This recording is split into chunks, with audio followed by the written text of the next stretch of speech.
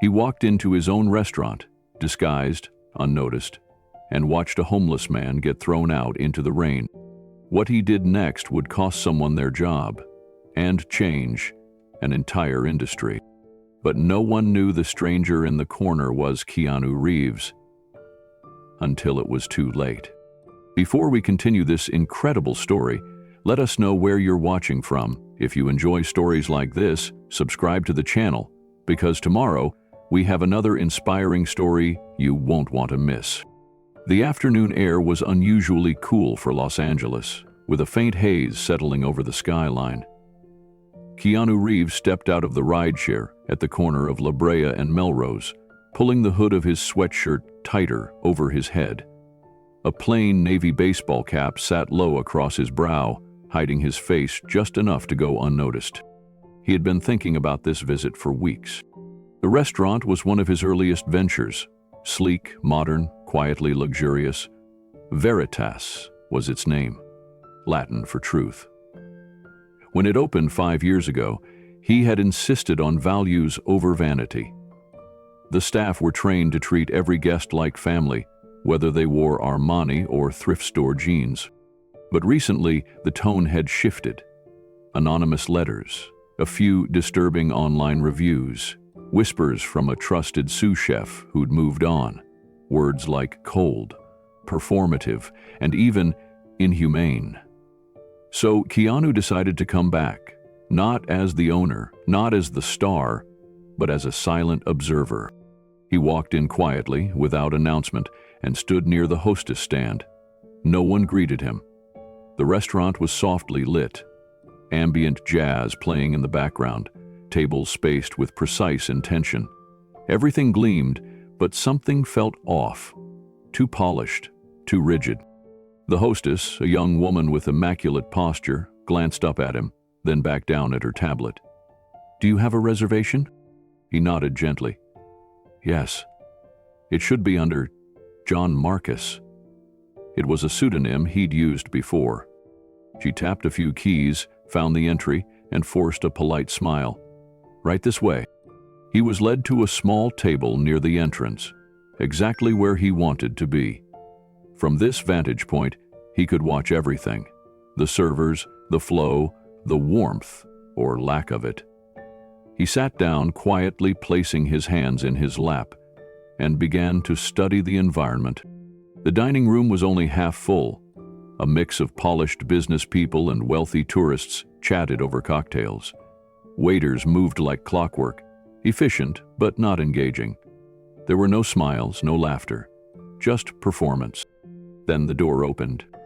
A man stepped in, shivering slightly, wearing a torn army jacket and stained jeans. His shoes were soaked. His face carried both fatigue and humility. He wasn't panhandling.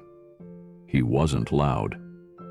He looked around, almost apologetically, as if he hoped to be invisible, but he wasn't. From behind the bar, a voice rang out. "Excuse me, sir, this is a private dining establishment." A woman emerged from the back, tall, angular, and brisk. Kelsey, the general manager. She walked up to the man without a trace of softness in her voice. "You need to leave, now." He took a step back, hands raised in confusion. "I just was wondering if I could warm up for a moment. I'm not asking for food." Kelsey crossed her arms.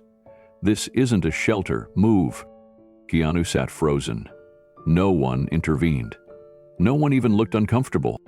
The man nodded, his dignity still intact, and slowly turned toward the door. Keanu watched him disappear into the wind, heart heavy. Keanu leaned back slightly in his chair, the taste of that moment sharper than any wine on the menu. He stared at the entrance, where the homeless man had just exited, as the door closed behind him with a soft click. Kelsey returned to the bar like nothing had happened.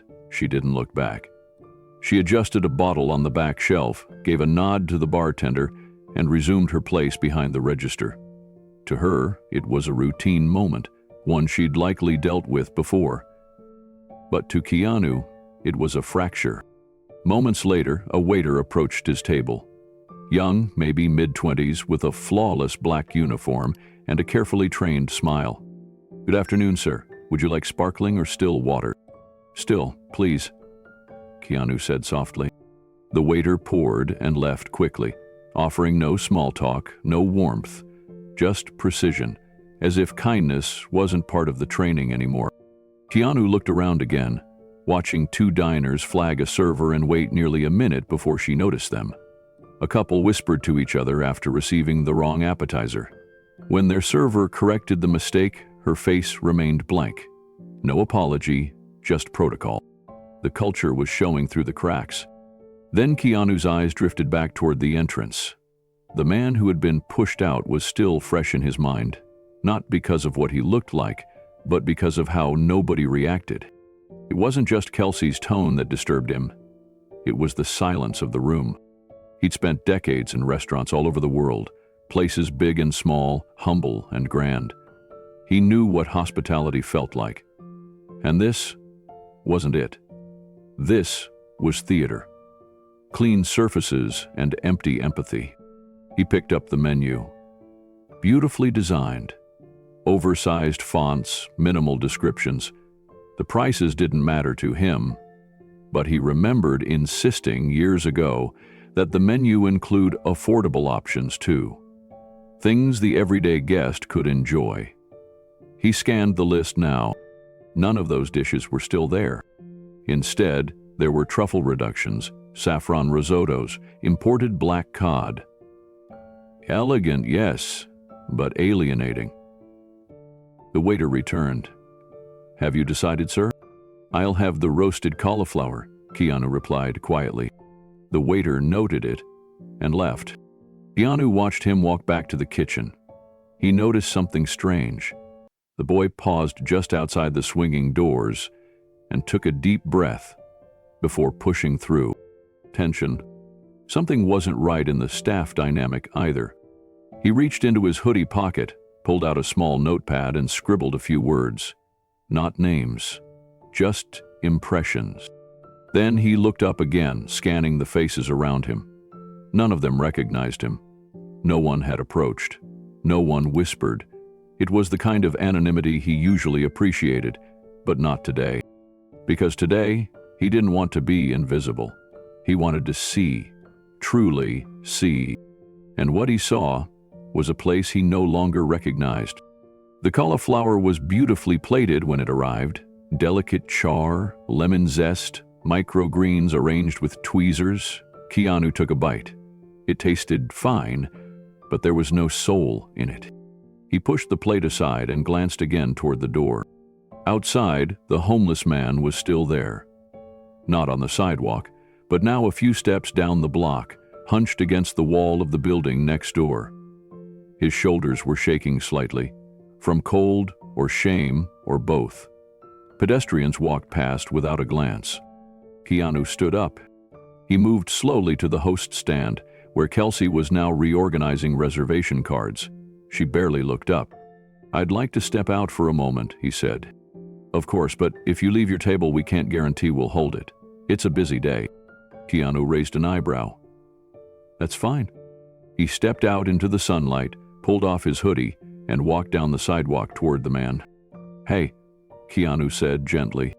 The man looked up, startled. "You okay?" The man blinked. His face was weathered, his beard tangled, but his voice, when it came, was calm. "Didn't mean to cause trouble, just needed to warm up a bit." Keanu nodded. "What's your name?" "Jonas." "Nice to meet you, Jonas." They stood in silence a moment. Keanu offered him the hoodie. "You hungry?" Jonas looked away. "I'm not trying to beg, just needed a second off the street." "I understand," Keanu said. "I just wanted to make sure you were treated like a human being. That's all." Jonas looked at him more closely now. "Wait a minute. You look familiar." Keanu smiled faintly. "You probably say that to everyone." Jonas chuckled. No, I don't." Keanu motioned toward the restaurant. "This is supposed to be one of the best in the city." Jonas scoffed. "Didn't feel like it." "Yeah," Keanu replied. "I know what you mean." He reached into his pocket again and pulled out a card. Simple, embossed, no name on the front. Just a number. If you ever want a fresh start, call this. Jonas hesitated. What is this? Keanu looked him in the eye. Just a door. You don't have to walk through it, but it's open. Jonas nodded slowly, gripping the card. Keanu turned back toward the restaurant. Before walking in, he glanced over his shoulder one last time. Jonas was still staring at him, not with recognition, but with something deeper. Respect. Keanu stepped inside, back to the performance, back to the polished lie of hospitality. But now, he wasn't just observing. He was preparing, because what he'd just witnessed wasn't a moment. It was a mirror, and everything was about to change. Keanu stood at the curb, watching as the homeless man shuffled away into the shadows of a nearby alley. The rain had slowed to a mist, but the cold still bit through the night air. Without hesitating, Keanu adjusted the cap on his head and followed. The man, clearly startled to be approached, backed up a step, eyes wary. "I'm not causing trouble," the man said quickly. "I just wanted to sit down. I'm not drunk, I swear." Keanu held up his hands, gently. "I believe you. You don't have to explain." The man's voice softened. Then, "Why are you following me?" Keanu nodded toward a small diner across the street. "Because I think we should have a meal. My treat." It took a few seconds before the man replied. "You sure?" Keanu gave a small smile. "Positive." They crossed in silence and took a booth in the back of the diner. Keanu ordered coffee and a hot sandwich for each of them. The man hesitated, then started eating as if he hadn't had a warm meal in days. After a few bites, he looked up and spoke. "Name's Ray," he said. "Raymond Dean, Navy, served in the Gulf." Keanu listened intently as Ray shared fragments of his life. He'd worked as a mechanic after the military, but lost his job during the recession. A work injury ended his chances of being hired again. His benefits were tied up in bureaucracy, and shelter wait lists were months long. All he wanted tonight was to get out of the cold. "They didn't even let me explain," Ray said. "Just tossed me out like trash." Keanu sat quietly for a moment. Then he asked, "Did you try other places before mine?" Ray nodded. "2. Yours looked clean. I figured maybe I could sit in a corner for 5 minutes. Guess I was wrong." Keanu looked down at his coffee. "You weren't wrong. They were." Ray tilted his head, sensing something in the tone. "You work there?" Keanu's eyes met his. "Not yet. But starting tomorrow I will." Ray blinked. "Wait. What?" Keanu slid a folded bill across the table for Ray to keep. "Get a warm bed tonight. Use a motel if you can." Then Keanu stood up, left cash for the meal, and stepped outside into the mist again. That night, back in his apartment, Keanu couldn't shake the image of Kelsey's face as she barked at Ray. Her voice had been sharp, cold, proud of her authority. The other employees had laughed when she made the shelter remark. He opened his laptop and pulled up a temporary job agency. In less than 30 minutes, he had applied for a kitchen assistant role under the name Kenneth Reeves. No mention of his acting career, no profile photo, just references from older gigs, plausible ones, and a clean background check. The confirmation came through just before midnight. He had a shift the next morning, and he was ready to see the truth from the inside. The next morning, Keanu arrived before sunrise at the back entrance of the restaurant. The sky was still painted in shades of purple and steel gray. He wore plain jeans, a hoodie, and an apron slung over his shoulder. No one recognized him. Not the delivery guy unloading produce, not the line cook stepping out for a smoke, and certainly not the assistant manager, who handed him a time card with disinterest. "Name?" the assistant asked without looking up. "Kenneth," Keanu replied evenly. "You're the temp from Westside Kitchen Agency?" "Yes." "Clock in. Locker's back there. You're on prep and dishwasher duty." By 7, the kitchen was bustling. Orders rang through the ticket system, cooks shouted for missing ingredients, and staff hurried past one another in chaotic rhythms. Keanu moved deliberately, watching everything while chopping vegetables and wiping surfaces.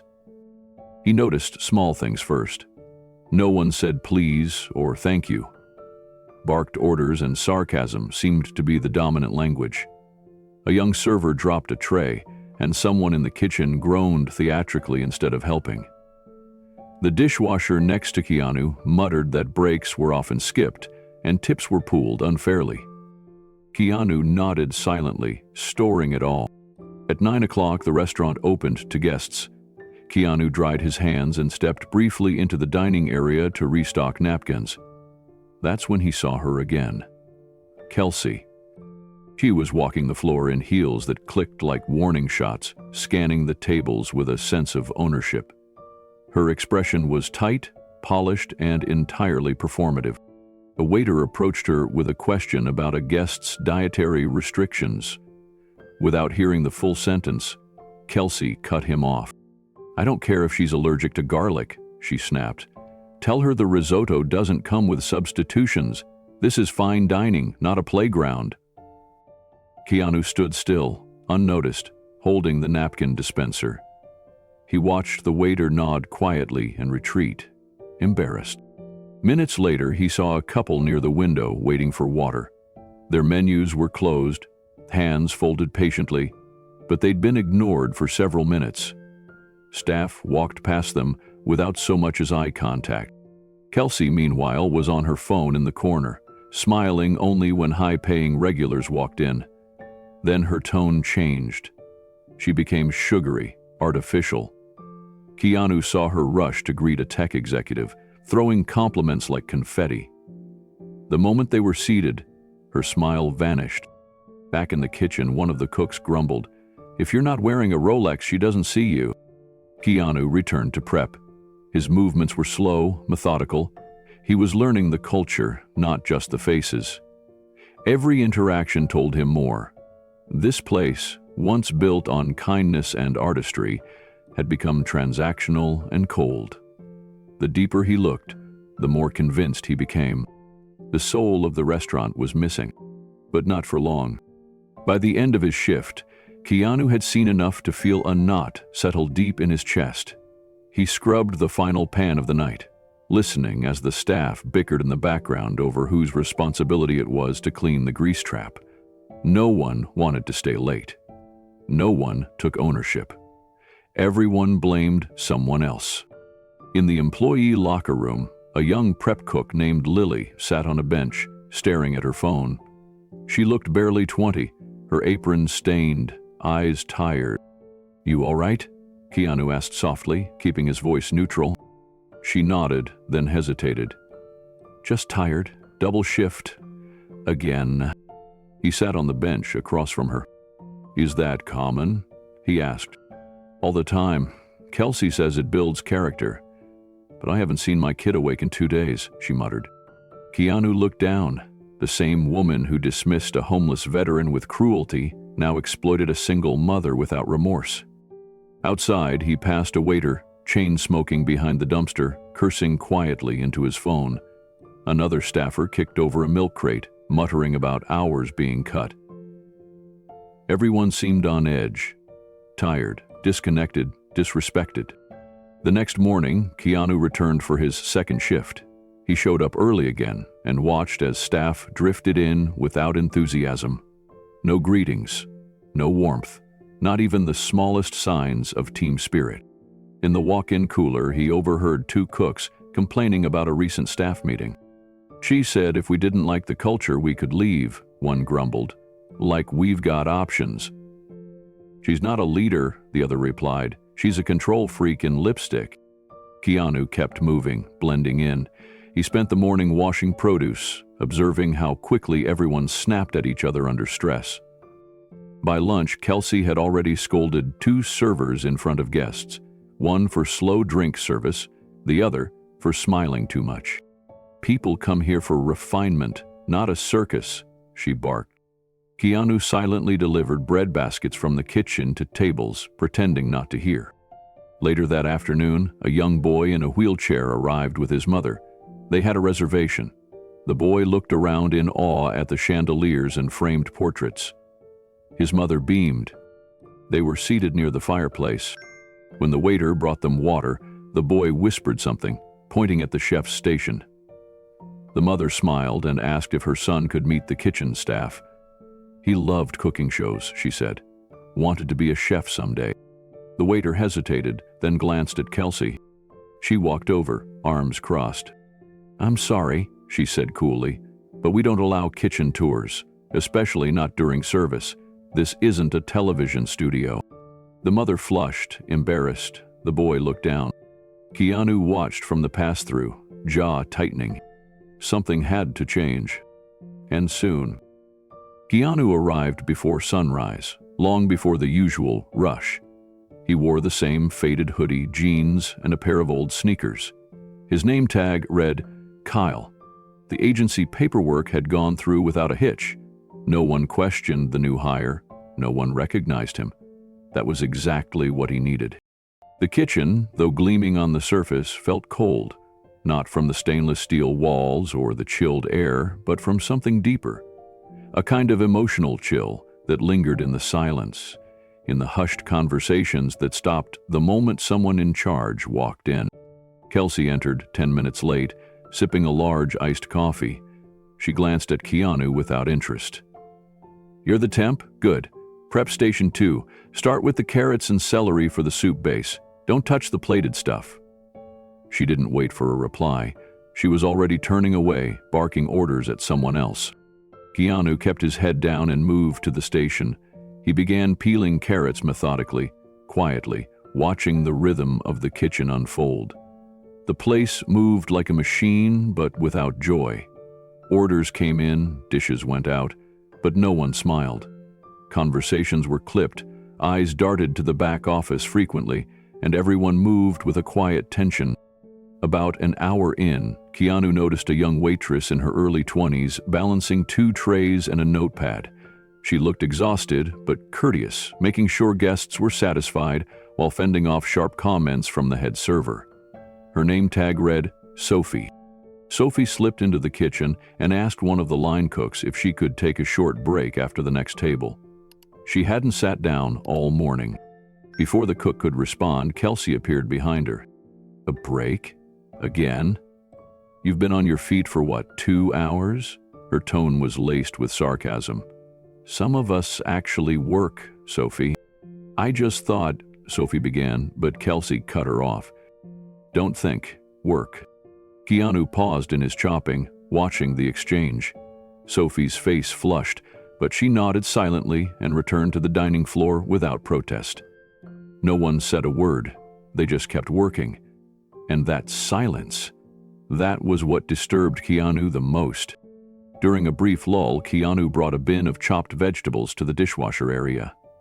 That's where he met Luis. Luis was an older man, mid-50s, with weathered hands and tired eyes. But when he saw Keanu helping with the bin, he gave a quiet nod of thanks. "You're new," Lee said in a low voice. "Just for the week," Keanu replied. "Kitchens, tense." Luis chuckled, without humor. "Used to be better, before Kelsey got promoted." "What changed?" Luis looked around, making sure no one was listening. "Everything. Staff left, good people. Now, most stay quiet, or leave. You'll see." Keanu nodded. He already was. The afternoon brought a new layer of exhaustion to the staff. Orders increased, customers started piling in, and the already tense kitchen grew more chaotic. Keanu kept his head down, chopping vegetables, organizing prep trays, and quietly watching interactions unfold. He noticed that even small mistakes were met with disdain. A junior cook burned a slice of sourdough toast. It was one item. Kelsey exploded. "Are you trying to bankrupt this place?" she snapped. "Do it again, and you're out." The boy mumbled an apology, face burning, hands trembling, as he slid a new slice into the toaster. Kelsey didn't wait for a response. She stormed into the back office, slamming the door hard enough to rattle the utensils on the prep table. Sophie returned to the kitchen for a brief moment. Her ponytail was damp with sweat. She grabbed a pitcher of water and nearly dropped it when a plate shattered in the hallway. Keanu stepped forward instinctively, offering a steadying hand. "You okay?" he asked. "Yeah," Sophie said, surprised. "Thanks. You're new?" "Just filling in. Name's Kyle." She smiled faintly. "Well, Kyle, welcome to the circus." He smiled back. "That bad?" She hesitated, then quietly replied, "I used to love it here. I really did. It used to feel like a team." "What changed?"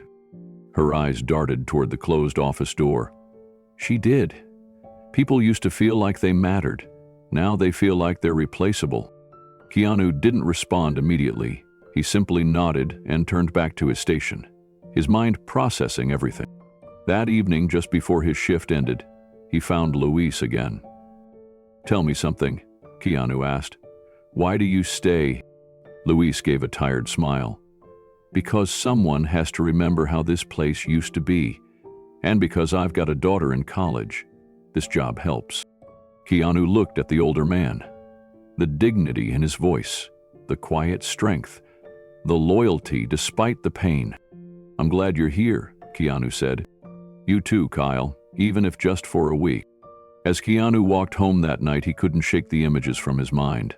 Sophie biting her tongue, Louise carrying trays heavier than he should, staff flinching at raised voices. A beautiful restaurant, hollowed out from the inside. When he passed the corner cafe where he'd taken Ray for lunch, he glanced in. Ray wasn't there, but the memory of that first encounter still lingered. That moment had pulled back the curtain. This week would do the rest.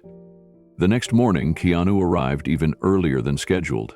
He stood outside the back entrance, sipping cheap coffee from a vending machine and watching the sun rise behind the steel rooftop of the building.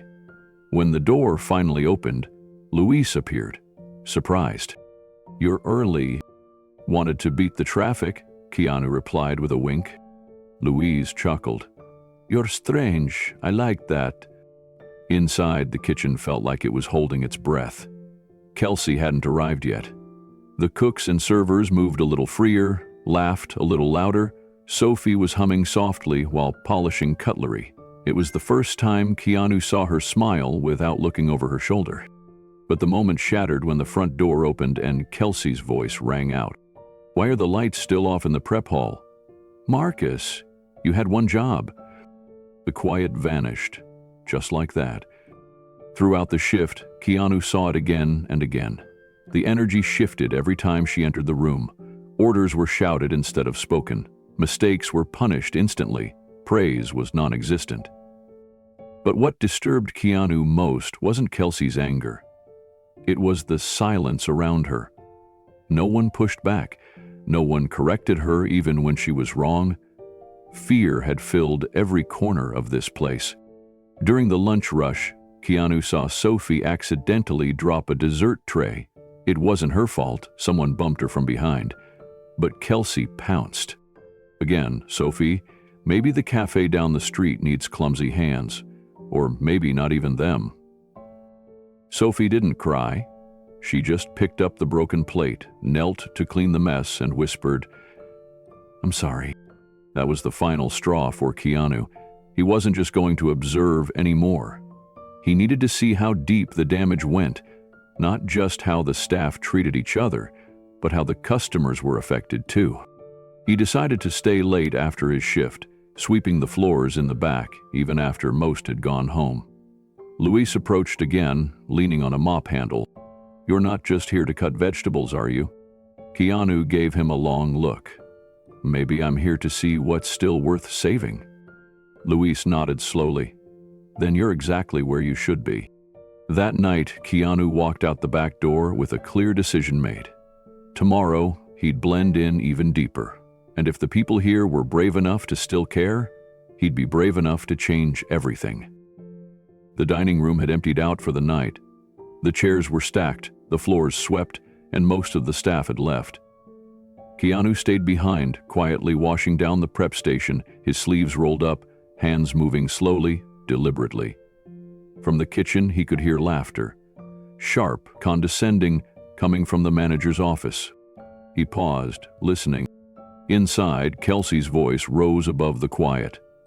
"They should be grateful I even let them keep their jobs," she said on the phone, her tone dripping with smugness. "One of them actually asked for more hours this week. Can you believe that? After she messed up an order twice." A beat of silence. Then more laughter. "I told her to take her complaints to HR, but guess who handles HR now? Me." Keanu's jaw tightened. He stepped quietly toward the corridor near the office and stood just out of view. Her voice kept going, careless, cruel. "And that busboy, the one who forgot to clock out on Tuesday? Fired him. No second chances. That'll teach the rest of them." He backed away slowly, turning back toward the kitchen. The stainless steel counters gleamed under the overhead light. Everything looked clean, but something was deeply rotten. And a few minutes later, Kelsey came out of the office holding a takeout box. She glanced at the name scribbled on the top. Miguel, one of the younger busboys who had clocked out early. Without hesitation, she popped the lid, sneered, and dropped the food straight into the trash. "No freebies here," she muttered, brushing off her hands as though disgusted. Keanu stood by the sink, watching from the corner of his eye. She didn't even notice him. She walked past him and left the kitchen, high heels clicking against the tile as she made her way out to the host stand. The silence that followed was heavy. Keanu leaned against the counter, breathing slow, deep. He had spent decades in restaurants, both on screen and off. He had seen chaos, pressure, and tough love. But this wasn't pressure. It wasn't leadership.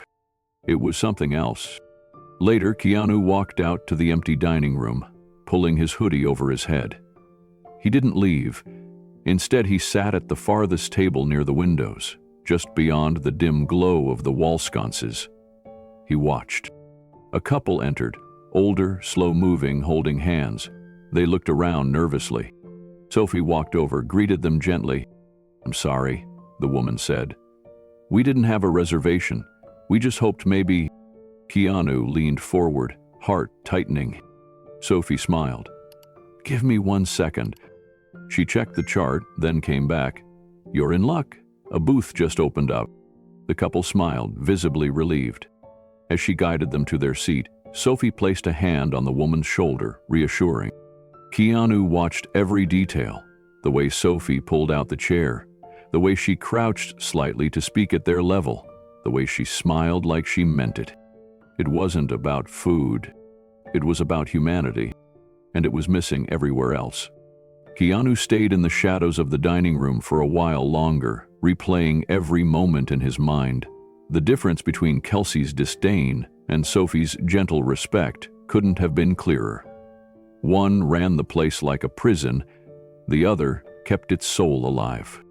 When the elderly couple finished their meal, Sophie walked them to the door. The woman turned around, touched Sophie's arm, and said, "Thank you, dear. It's been a hard year. Tonight felt like kindness." Keanu saw Sophie's eyes shimmer just for a second. She nodded and whispered, "You're always welcome here." Once they left, Sophie sat briefly at an empty table, rubbing her feet and glancing around the restaurant. The weight of the shift had clearly caught up with her. Her shoulders slumped. Her apron had smudges of sauce. Her hair had slipped loose from its clip. And yet, she was still there, still smiling faintly, like someone trying to hold the pieces together. Keanu stood up quietly and returned to the kitchen. Luis, the dishwasher, was still there, rinsing out the final tray of glasses. "You always stay this late?" Keanu asked. Luis looked up, surprised. "You're still here?" "Figured I'd help finish cleanup," Keanu said casually. Luis smiled tiredly. "It's not usually this bad. We're just short-staffed. Ever since Kelsey got promoted, a bunch of people quit. Morale's been—" He trailed off and just shook his head. "Why hasn't anyone said anything?" Luis shrugged. "Who would listen?" She's tight with corporate. Complaints go nowhere. People just quietly disappear. No goodbyes. Just gone. Keanu nodded, absorbing every word. He thought of the manager's laugh, the trashed meal, the fear in people's eyes when she entered a room. And he thought of Sophie, making room for a couple who didn't fit the rules, of Luis, scrubbing dishes without thanks, of Ray, pushed out into the rain. The silence was broken when the kitchen door swung open and Kelsey's voice called from the front. "Let's not make this a social hour. Some of us have places to be." Keanu glanced at the clock. It was well past closing. Louise looked down. "Yeah, I'll be done in 5. Kelsey didn't reply. The door swung shut again. Keanu helped load the last tray into the sterilizer, then dried his hands and clapped Luis on the shoulder. "Thanks for the company." Luis gave a tired chuckle. "We gotta look out for each other." Keanu walked slowly toward the back exit, but he stopped by the office. The door was cracked open. Inside, Kelsey had her feet on the desk, scrolling through her phone with a glass of wine in hand. She didn't even glance up. Keanu stepped outside into the cool air, his breath visible in the glow of the alley light. Tomorrow, he thought. Tomorrow, he'd dig deeper. Not just into what was broken, but into what it would take to rebuild it from the inside out. The next morning, Keanu arrived before sunrise, stepping into the dimly lit kitchen while most of the city still slept. He wanted time to reflect, time to prepare, and time to watch without being watched. He tied his apron, rolled up his sleeves, and began prepping vegetables as he had the day before. The rhythm of chopping carrots, washing herbs, and slicing onions calmed his thoughts. But beneath that calm was a rising tide. He wasn't just an actor playing a role now. He was a man trying to protect something he believed in. His name might have been hidden, but his purpose had never been clearer. As the others trickled in, the atmosphere didn't shift. Sophie entered quietly, looking drained before her shift had even begun. Luis gave him a quick nod, his eyes already weary. One cook dropped a tray of eggs and winced, bracing for a scolding. No one laughed, no one helped. They had all grown used to waiting for consequences instead of kindness. When Kelsey finally entered, her heels clicked loudly against the tiles. She barked orders before saying hello and waved her phone in the air like a weapon. "Corporate wants numbers up this week. I don't care how, just make it happen." No one replied. The silence was louder than anything she said. Keanu watched Sophie approach a table later that morning where a young mother was juggling 2 toddlers. The kids were loud, playful, a bit messy. Keanu noticed Kelsey's eyes narrow from across the room, clearly annoyed. But before anything could be said, Sophie knelt beside the kids with a grin and whispered something funny.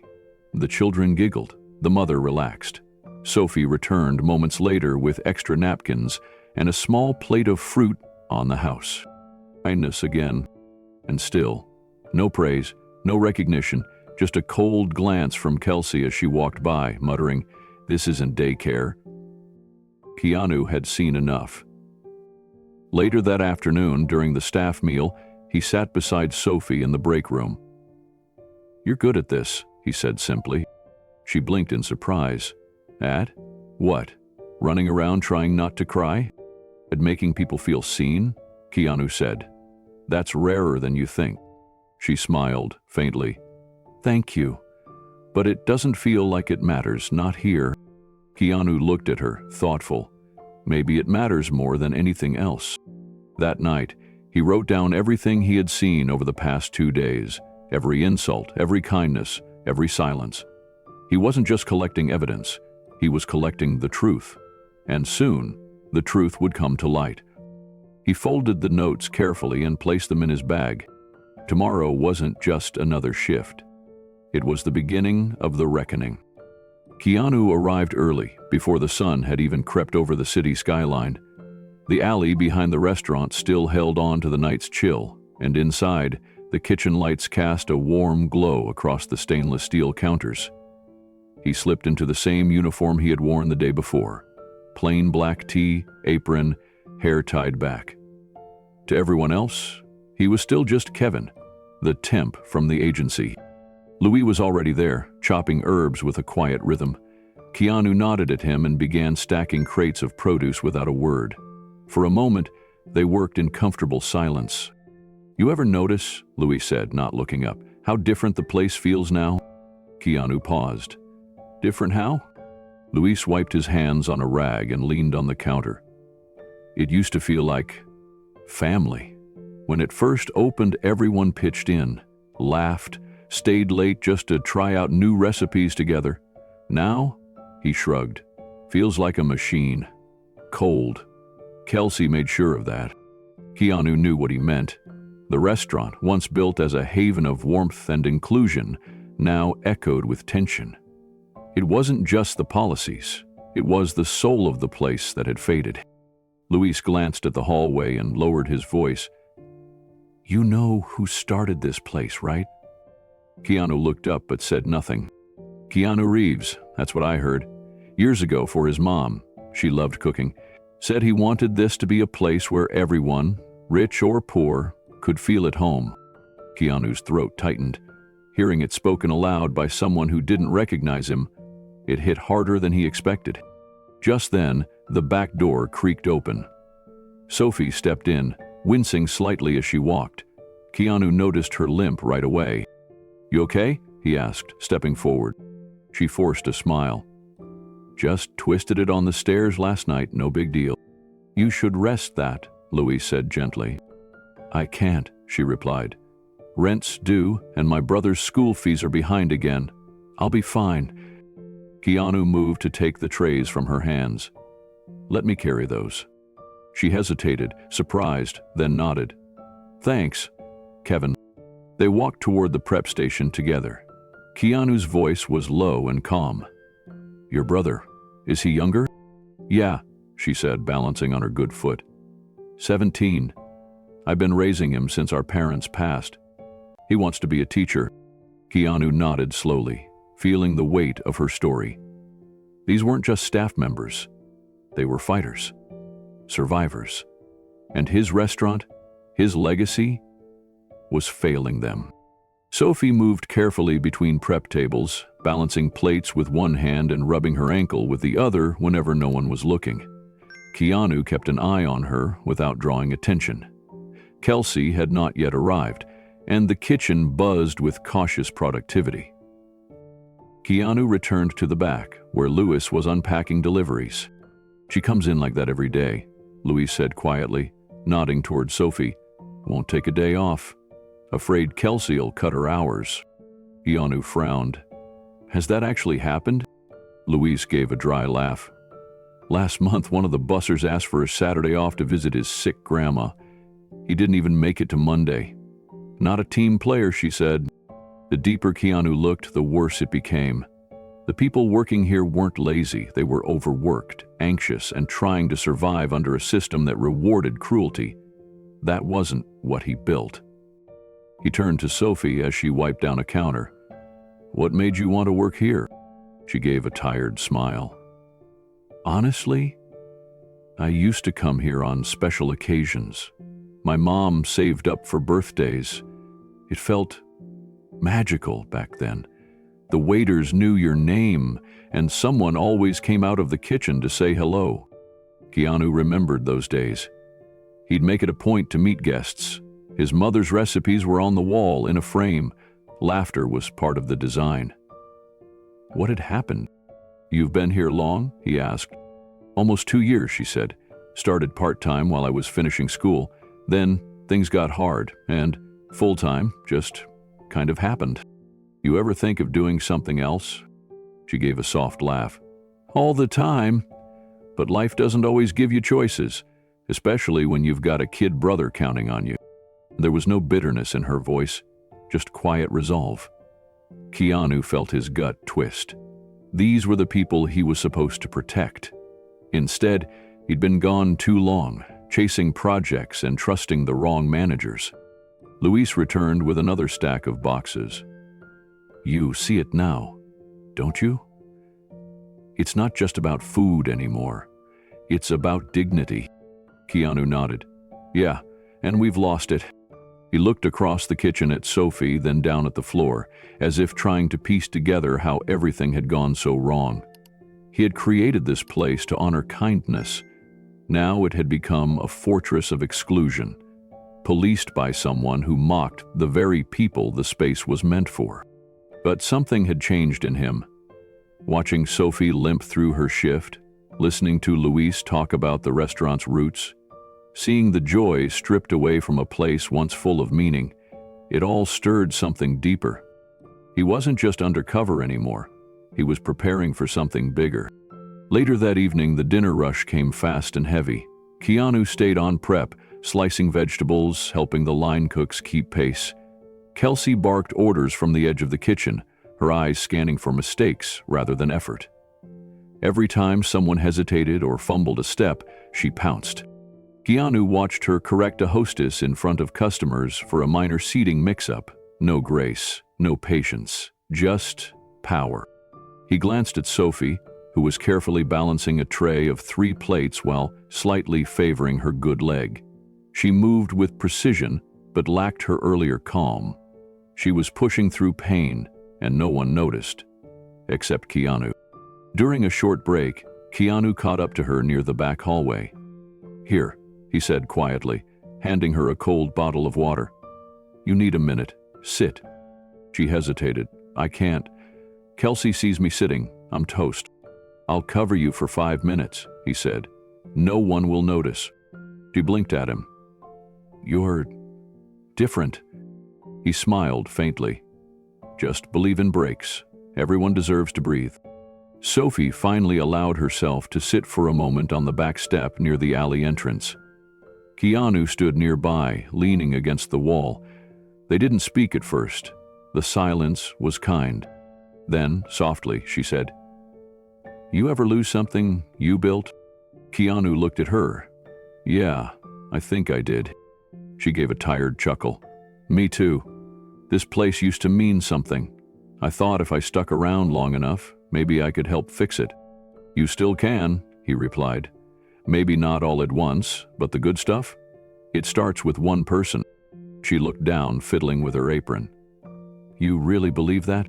Have to, he said. Otherwise, what's the point? They were interrupted by Luis poking his head out. We're slammed. Kelsey's heating up. Sophie stood up, wincing slightly, and gave Keanu a small nod. Thanks for noticing. She slipped back inside. Keanu lingered a moment longer, staring at the worn concrete beneath his feet. Then he turned and followed her in. By the end of the night, Keanu's hands were raw from prep work and his back ached. But it wasn't the pain that stuck with him. It was Sophie's voice, the weariness in it, the hope behind it, and Luis's quiet loyalty. He had seen enough. The next morning, he would make a call to his private attorney. Not to sue, not yet, but to begin reclaiming what he'd nearly lost to indifference. His mother used to say, a good kitchen runs on heart. This one had people with heart. It just needed a leader who remembered what that meant. The restaurant buzzed with tension as the evening rush began. A last-minute corporate party had been squeezed in, and the staff scrambled to accommodate the unexpected surge. Keanu arrived early for his shift, quietly clocking in and tying his apron. From the back kitchen, he could already hear Kelsey barking orders. Make sure the wine glasses are spotless this time, she snapped at the bartender. We don't need another complaint. Keanu kept his head down, prepping garnishes and chopping vegetables, but his eyes stayed sharp, watching the rhythm of the team unravel under the pressure. Sophie limped into the kitchen, her face pale and tired. She tried to hide the pain in her ankle, but every step was uneven. Her usual quiet smile was missing. Keanu moved toward her as she reached for a tray, already loaded with plates. Let me help, he offered gently, steadying the tray with one hand. She hesitated. I'm fine. You don't have to be, he said. She looked at him, surprised by the kindness in his voice. Before either could say more, Kelsey entered. Sophie, table 12's waiting. Move. Sophie flinched. She nodded, and pushed through the swinging doors. Keanu exhaled slowly, his fists clenched beneath the counter. Minutes later, the sound came. A loud crash from the dining room. Plates shattered. Gasps rose from the guests. Kelsey stormed out. What now? Keanu stepped into the dining area and saw Sophie on one knee trying to collect shards from the floor. A waiter was already helping the guests at the table, assuring them everything was fine, but Kelsey wasn't concerned with them. She marched up to Sophie and raised her voice for the entire room to hear. I told you to stop limping around. This is what happens when you don't listen. Maybe if you focused on your job instead of limping around like a wounded dog. The dining room went still. Every table fell silent. Keanu stepped forward, but Luis got there first. That's enough, Luis said firmly. You don't get to talk to her like that. Kelsey turned. Excuse me? You heard me, he said, louder now. We're all tired, but you treat people like they're garbage. She's injured, and she still came in. She deserves respect. The hush followed. Sophie stood frozen. The guests were now watching with disbelief. Kelsey narrowed her eyes. Clock out. Now. Luis stared back, breathing heavily. Then he untied his apron and walked away. Keanu felt something snap in his chest. He turned to Sophie. Just hold on, please. She looked up at him, confused, shaken. Why are you even here? She asked softly. You don't belong in a place like this. Keanu's voice was calm. Maybe I'm here to see what I've been missing. He helped her to her feet, ignoring Kelsey's glare, then returned to the kitchen. But he couldn't focus. Not after what he'd seen. Not after what he felt rising inside. That night, as he walked home alone, the streets felt colder. He had built this place once, but now it was breaking people. And somehow, he had let it happen. He didn't sleep, because tomorrow, everything would change. The next morning arrived, gray and still. Keanu stood in front of the mirror, staring at the reflection of a man who looked like a stranger in his own story. His hoodie hung loosely over his frame, the same one he wore as he entered the restaurant days ago. But something had shifted. The passive observer was gone. What remained was resolve. He arrived earlier than usual, entering through the back alleyway door, nodding silently to the pastry vendor delivering croissants. Inside, the kitchen was quieter than usual. The usual hustle had slowed. Luis wasn't there. Word had spread about the night before. Sophie was already at her station, wrapping her ankle tightly with a makeshift brace beneath her sock. She didn't notice him until he handed her a warm cup of tea.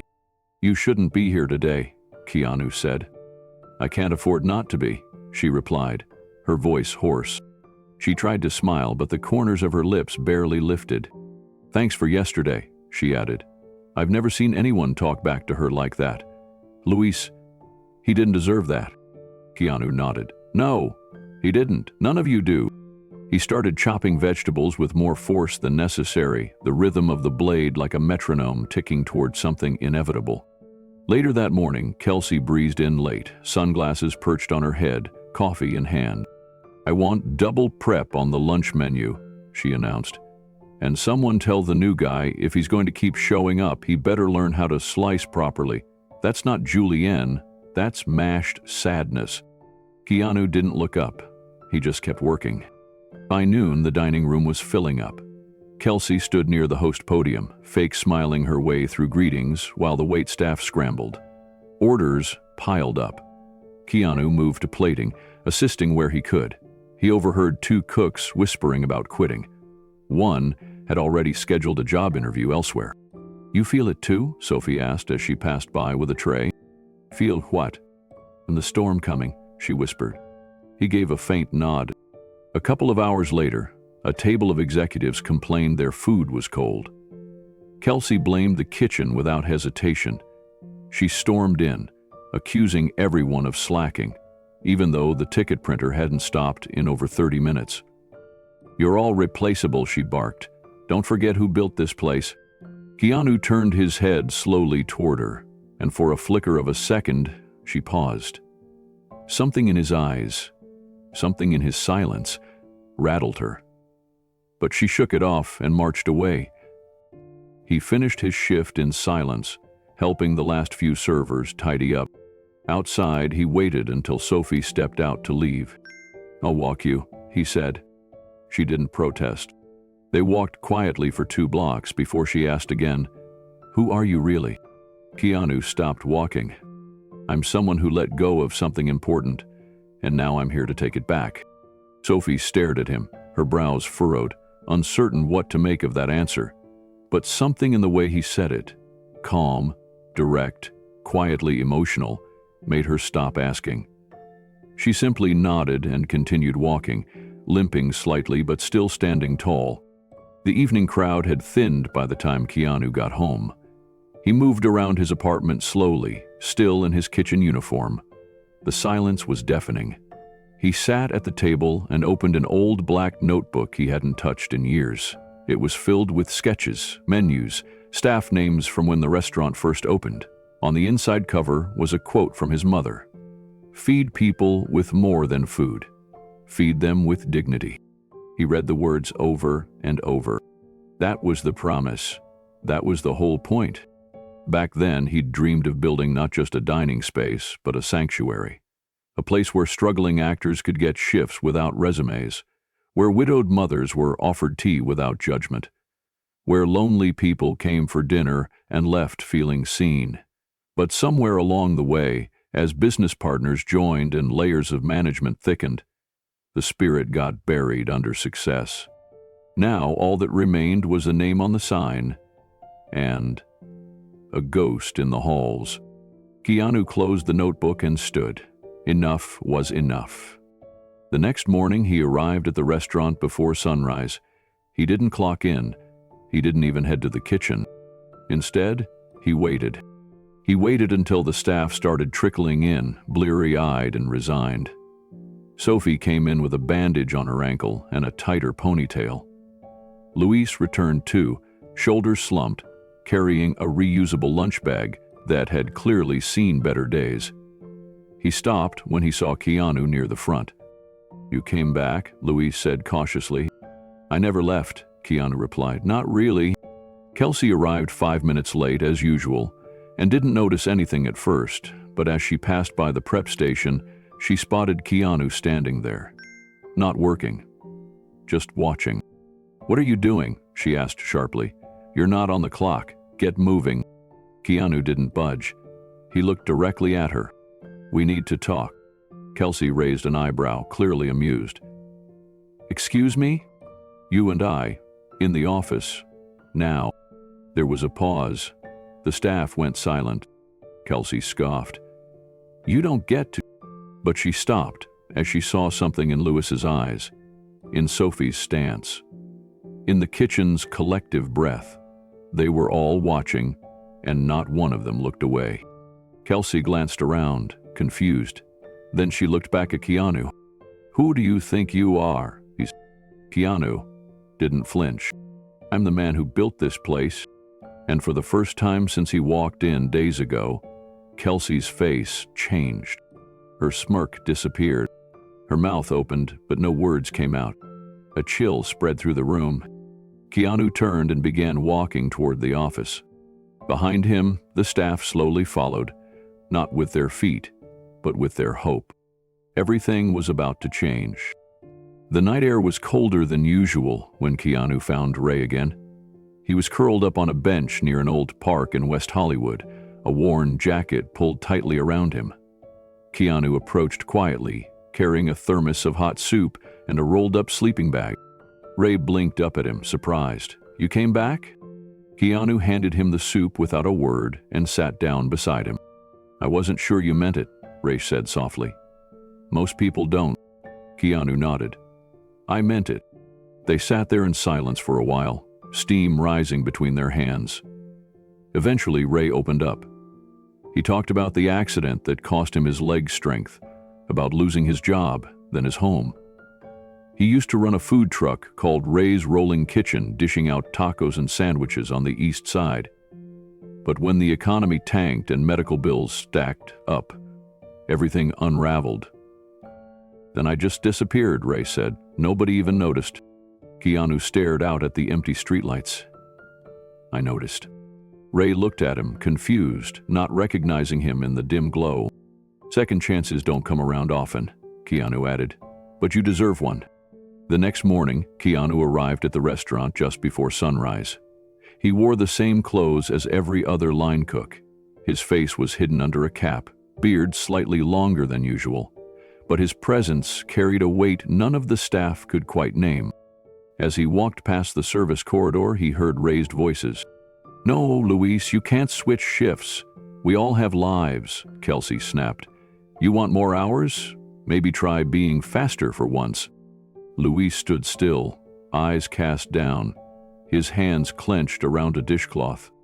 Keanu stepped into view. Kelsey looked up, annoyed. "You again? You're not even scheduled till—" "Actually," Keanu interrupted calmly, "I came early. Thought I'd help with prep." Kelsey folded her arms. "Well, great. You can start by not eavesdropping." Keanu didn't flinch. He looked her in the eye and said, "You'll want to be careful how you speak to people this week." Her expression shifted, confusion, annoyance, then dismissal. "What's that supposed to mean?" Keanu didn't answer. He walked into the kitchen and started chopping onions. Kelsey turned to Luis. "What's his deal?" Luis just shrugged, but he couldn't hide the hint of a smile growing at the corner of his mouth. Keanu worked silently through the morning rush, but something had changed. Sophie noticed the quiet tension when Kelsey glanced over at the new guy. Luis moved with a bit more confidence. And Keanu, undercover as always, wasn't just watching anymore. He was planning. Because Ray's face had stayed with him, because Sophie's limp wasn't healing, because something sacred had been lost in this place he once built with love. And he wasn't going to stay silent much longer. The energy in the kitchen had shifted. Luis noticed it first. The usual air of dread that came with every step Kelsey took had been pierced by something unexpected. Courage. It wasn't loud, it wasn't dramatic, but it was present. And it started with the way Keanu stood a little taller behind the prep counter, how he took on extra trays without being asked, and how his eyes followed everything, noting every act of dignity and cruelty alike. Kelsey didn't like it. She walked in midday, arms folded, surveying the team like a general looking for weakness. She saw Keanu calmly dicing herbs. "Hey," she barked, "did I ask for that to be done yet?" "No," Keanu replied evenly. "But I figured I'd stay ahead." "I don't need initiative," she snapped. "I need obedience." Luis flinched. Sophie glanced up from polishing cutlery. Even the head chef, who usually stayed neutral, looked uneasy. Keanu met Kelsey's glare without blinking. "You need respect. But that's earned." She paused. Her mouth twitched with indignation. "Watch it," she hissed. "You're just a temp, a nobody. You don't talk to me like that." Keanu turned back to his station. "Maybe you're not used to people talking to you honestly." For a second, the entire kitchen froze. No clattering pans, no shouted orders. Just quiet. Then Kelsey spun on her heel and stormed out, muttering under her breath. But the silence she left behind spoke louder than any reprimand. Later that afternoon, Sophie limped into the back corner near the storage racks to grab silverware. Keanu followed her, careful not to hover. "You shall be off that ankle," he said. Sophie glanced up. "I've got rent due Monday." "I get it," Keanu replied, "but you shouldn't have to break yourself just to survive." She hesitated. Then she asked again, softly this time, "Why are you here? You're not like the others." Keanu wiped his hands on a towel. "Because I needed to remember why I built this place." Sophie blinked. "You built?" He smiled gently. "It was supposed to be different. Warm. Welcoming. A place for the forgotten. Somewhere like Ray's food truck." "Ray?" Keanu nodded. "A man most people walk past. Until he's not there anymore." Sophie's eyes softened, her voice almost a whisper. "You really him, aren't you?" Keanu said nothing, but something in his silence answered everything. Sophie looked away, overwhelmed. Then why let this happen? I didn't know it had gotten this bad, Keanu admitted. But I do now. He stepped back toward the main hallway. And I don't plan on leaving it this way. In that quiet moment, Sophie stood straighter, even with the pain. For the first time in a long time, someone in that building made her feel seen. She followed him out of the corridor, and while the restaurant still buzzed with orders and noise, something unspoken had changed. The ghost was awake, and he wasn't leaving. By the next morning, the rumor mill had already begun to churn. Louise found a note slipped into his locker. It was short, just a scrap of paper that read, "Thanks for speaking up." No name, no signature, just a quiet affirmation that his voice had been heard. He folded it and tucked it into his pocket. That same morning, Kelsey strutted in, wearing a new blazer and carrying her coffee like a crown, but her tone was sharper than usual. She called out orders with extra bite, nitpicked the plating of dishes, and scolded a server for setting water glasses a half-inch too far from the edge of the table. Then she turned on Louise again. "You switched shifts without my permission?" she barked. Louise looked up from his dish pit. "One of the line cooks asked me to help cover last night. He wasn't feeling well." "That's not your call," Kelsey hissed. "You think you run this place now?" Before Louise could answer, Keanu stepped forward from the prep table. "That was my call," he said calmly. Kelsey stared. "Excuse me?" "I asked him to stay late," Keanu added. "He kept things running when others didn't." Her jaw tightened. "Are you trying to get fired?" Keanu walked up beside Louise and took off his kitchen gloves slowly. "No. I'm trying to understand what happened to this place, because it's not the restaurant I built." Kelsey froze. One of the hostesses nearby turned slowly. Sophie stood in the corner. "What?" Keanu took a slow breath. "You've been speaking to people like they're disposable. You humiliated a young woman in pain. You threatened a man for doing the right thing." Kelsey scoffed. "You're nobody here, a temp with too much attitude." Keanu reached into his back pocket, pulled out a folded card and placed it on the counter. It was his original business license, signed by him, stamped with the name of the restaurant, and beside it, a small laminated photo of him and his late mother, standing in front of the very first storefront years ago. Gasps rippled through the kitchen. Kelsey's face turned ashen. Louise blinked, stunned. Keanu didn't raise his voice. He didn't gloat. He just looked at her and said, "You forgot what this place was meant to be, but I haven't." Without another word, he turned and walked out of the kitchen, leaving the silence heavy in his wake. Kelsey looked around and saw eyes she had once silenced, now staring back without fear. Something had changed. And for the first time since her promotion, she didn't feel in control. Not of the kitchen, not of the people, and certainly not of what came next. Friday night arrived with a buzz in the air. The restaurant brimmed with laughter and clinking silverware. Tables were full, music played softly in the background, and the staff moved quickly to keep up. Keanu had shown up early, wearing his temporary kitchen uniform, blending in as usual, but tonight felt different. There was a tension building, one he could no longer ignore. From the kitchen, he noticed Sophie limping slightly as she carried water to table 7. Her face showed signs of wear, but she remained graceful, even under pressure. Just then, the front doors opened with a flourish. A sharply dressed man with slicked-backed hair and a loud entourage entered, drawing attention like a magnet. He was a regular, one of those wealthy influencers who treated staff like stagehands in his personal theater. As Sophie approached his table with menus, the man narrowed his eyes and shook his head. "Not her," he barked. "I don't want someone limping around my table.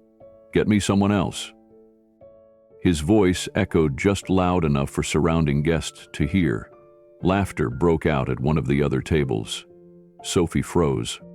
Kelsey appeared instantly at the man's side, flashing her signature empty smile. "Of course, sir," she said, snatching the menus from Sophie's hands. "I'll assign another server immediately." Sophie stood there, motionless, her face pale with humiliation. That was it.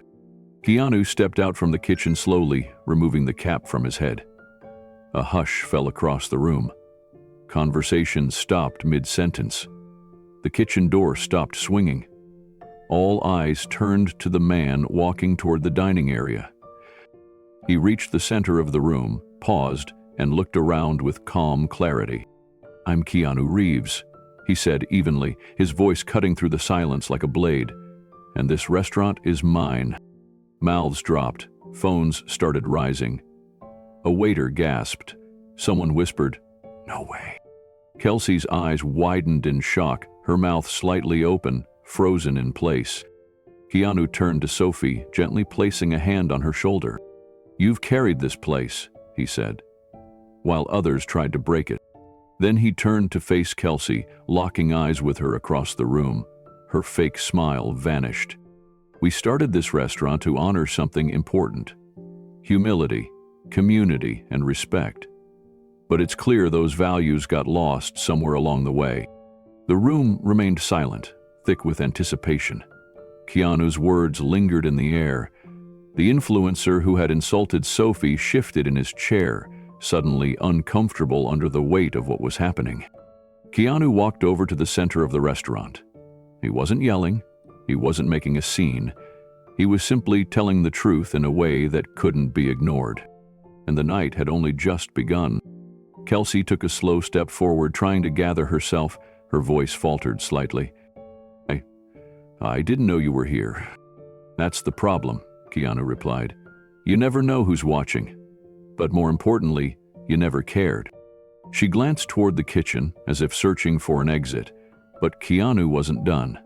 He walked past her toward a table where Luis stood in disbelief, half holding a dish he'd been about to deliver. Keanu nodded at him with quiet respect.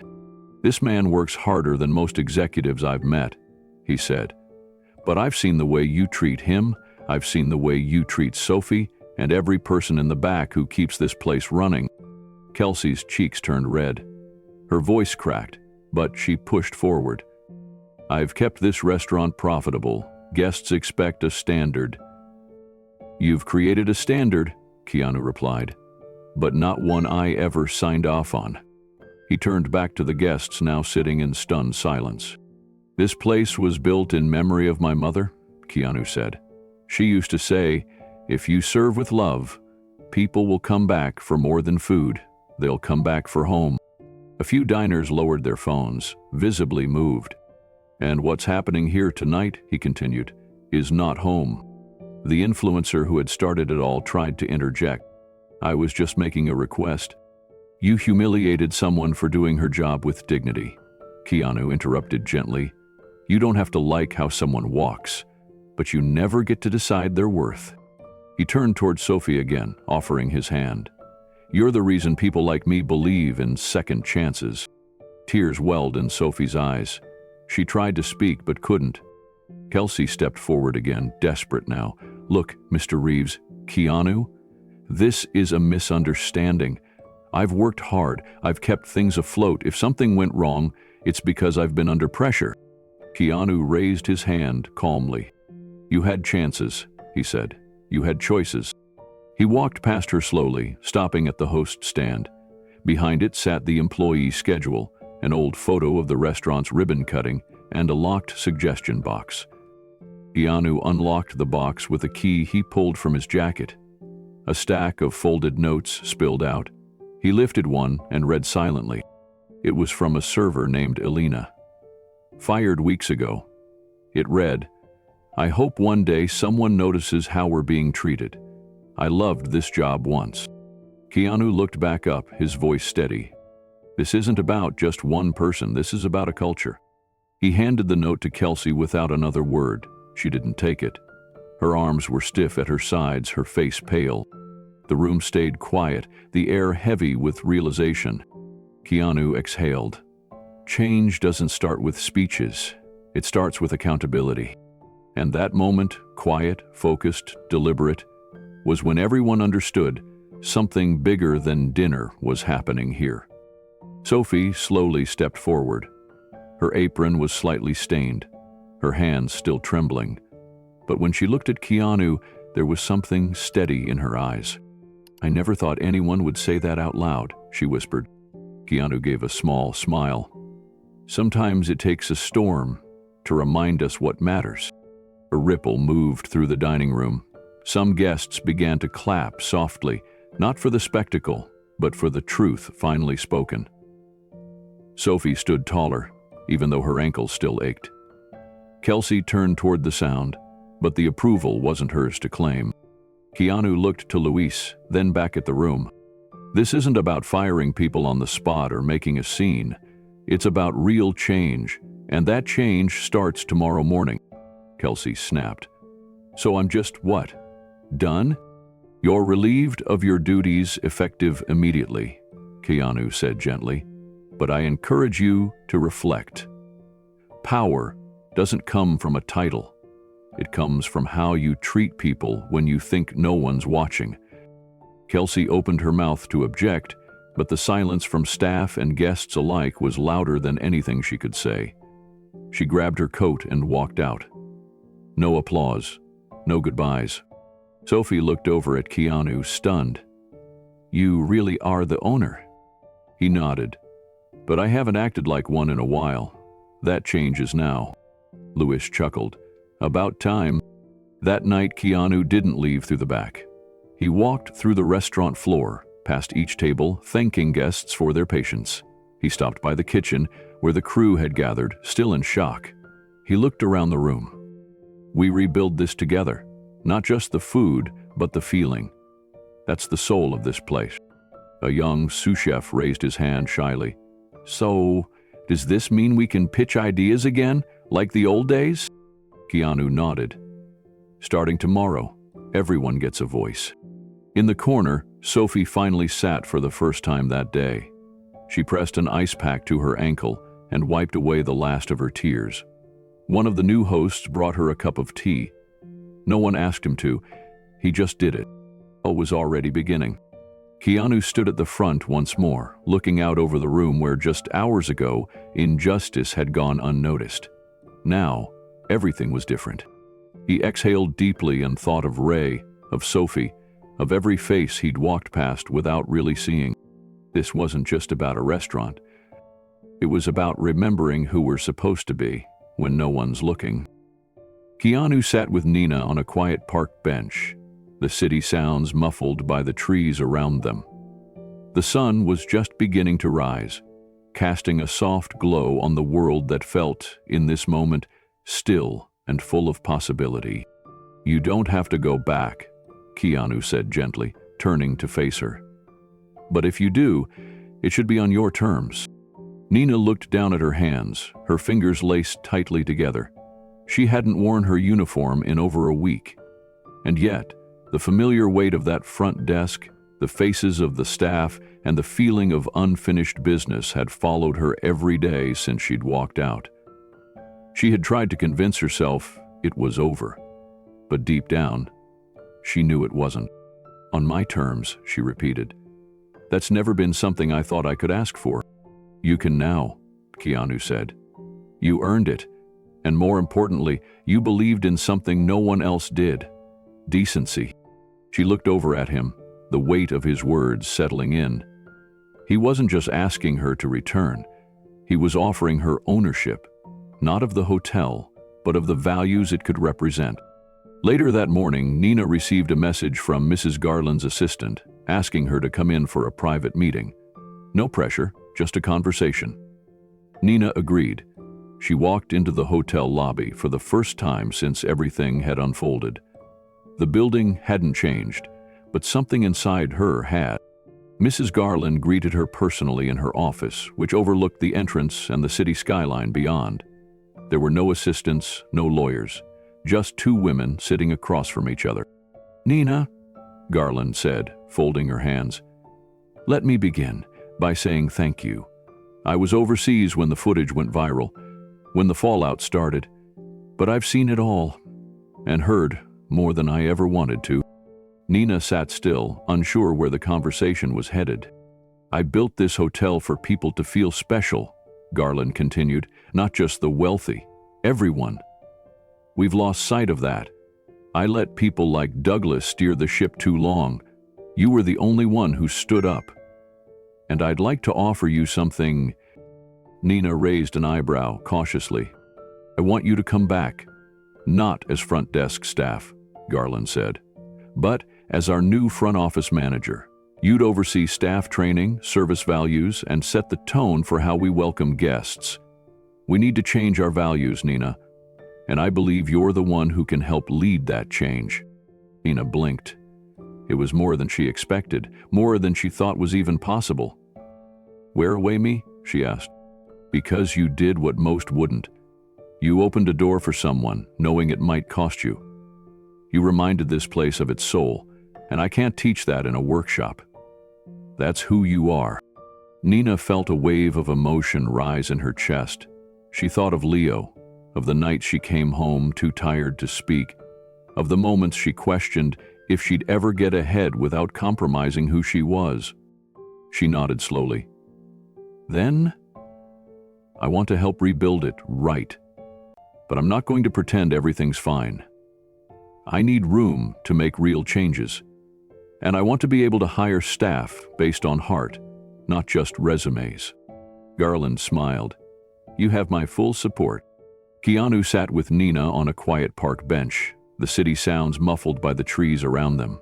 The sun was just beginning to rise, casting a soft glow on the world that felt, in this moment, still and full of possibility. You don't have to go back, Keanu said gently, turning to face her. But if you do, it should be on your terms. Nina looked down at her hands, her fingers laced tightly together. She hadn't worn her uniform in over a week. And yet, the familiar weight of that front desk, the faces of the staff, and the feeling of unfinished business had followed her every day since she'd walked out. She had tried to convince herself it was over, but deep down, she knew it wasn't. On my terms, she repeated. That's never been something I thought I could ask for. You can now, Keanu said. You earned it, and more importantly, you believed in something no one else did. She looked over at him, the weight of his words settling in. He wasn't just asking her to return, he was offering her ownership, not of the hotel, but of the values it could represent. Later that morning, Nina received a message from Mrs. Garland's assistant asking her to come in for a private meeting. No pressure, just a conversation. Nina agreed. She walked into the hotel lobby for the first time since everything had unfolded. The building hadn't changed, but something inside her had. Mrs. Garland greeted her personally in her office, which overlooked the entrance and the city skyline beyond. There were no assistants, no lawyers, just two women sitting across from each other. Nina, Garland said, folding her hands, let me begin by saying thank you. I was overseas when the footage went viral, when the fallout started, but I've seen it all and heard more than I ever wanted to. Nina sat still, unsure where the conversation was headed. I built this hotel for people to feel special, Garland continued, not just the wealthy, everyone. We've lost sight of that. I let people like Douglas steer the ship too long. You were the only one who stood up. And I'd like to offer you something.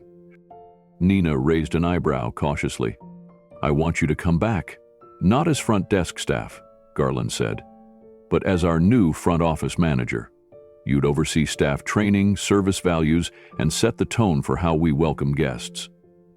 We need to change our values, Nina. And I believe you're the one who can help lead that change. Nina blinked. It was more than she expected, more than she thought was even possible. By me? She asked. Because you did what most wouldn't. You opened a door for someone, knowing it might cost you. You reminded this place of its soul, and I can't teach that in a workshop. That's who you are. Nina felt a wave of emotion rise in her chest.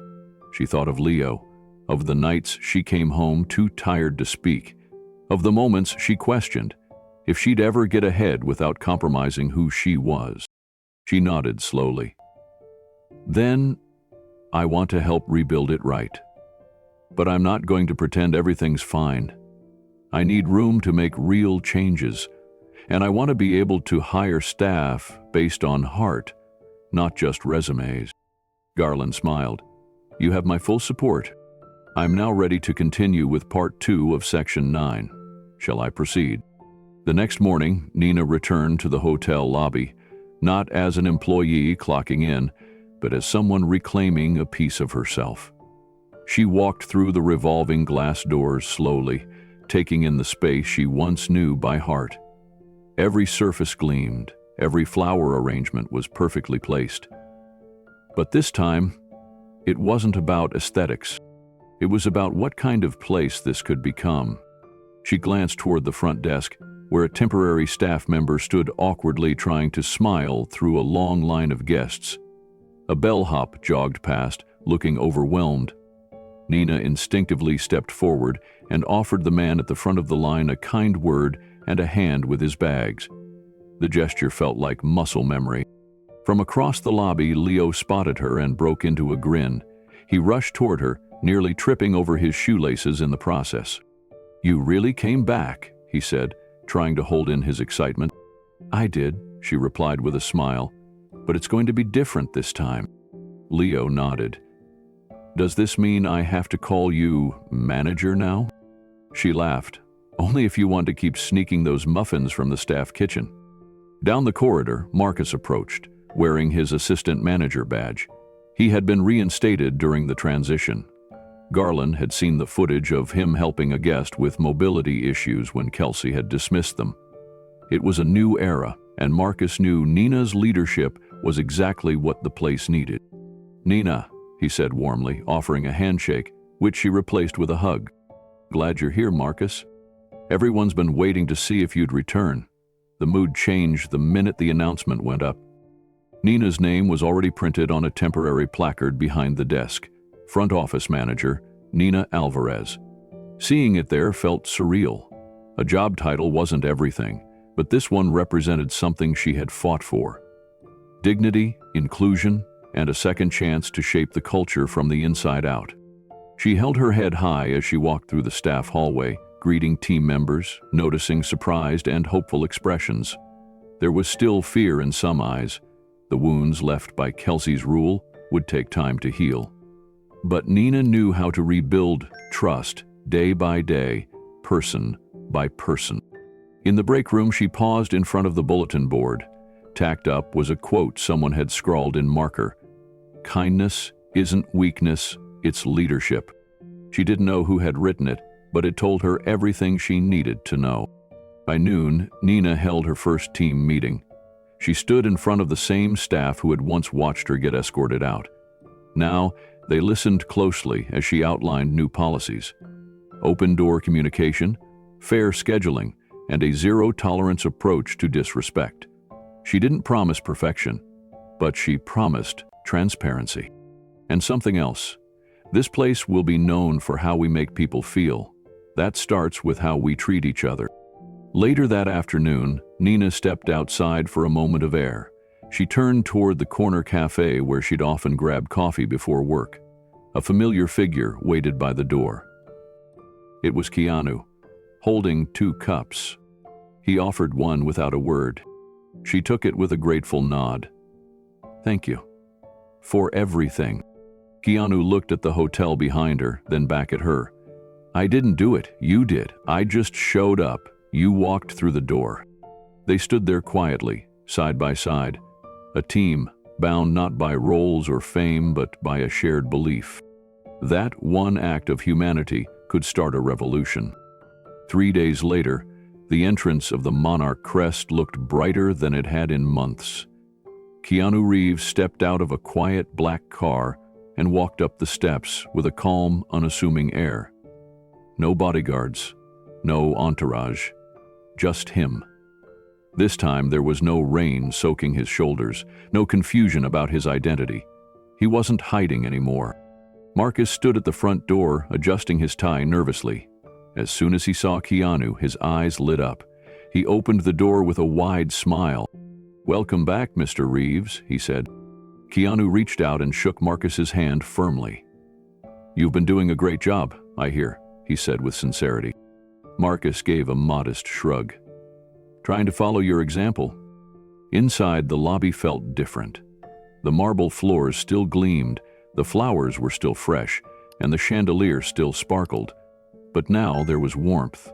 Genuine smiles replaced scripted greetings. A few guests lounged by the fireplace, chatting with staff, who didn't look overworked or distant. Then Nina appeared. She wore a sharp navy uniform, a new name badge pinned proudly to her chest. Nina Alvarez, Director of Guest Experience.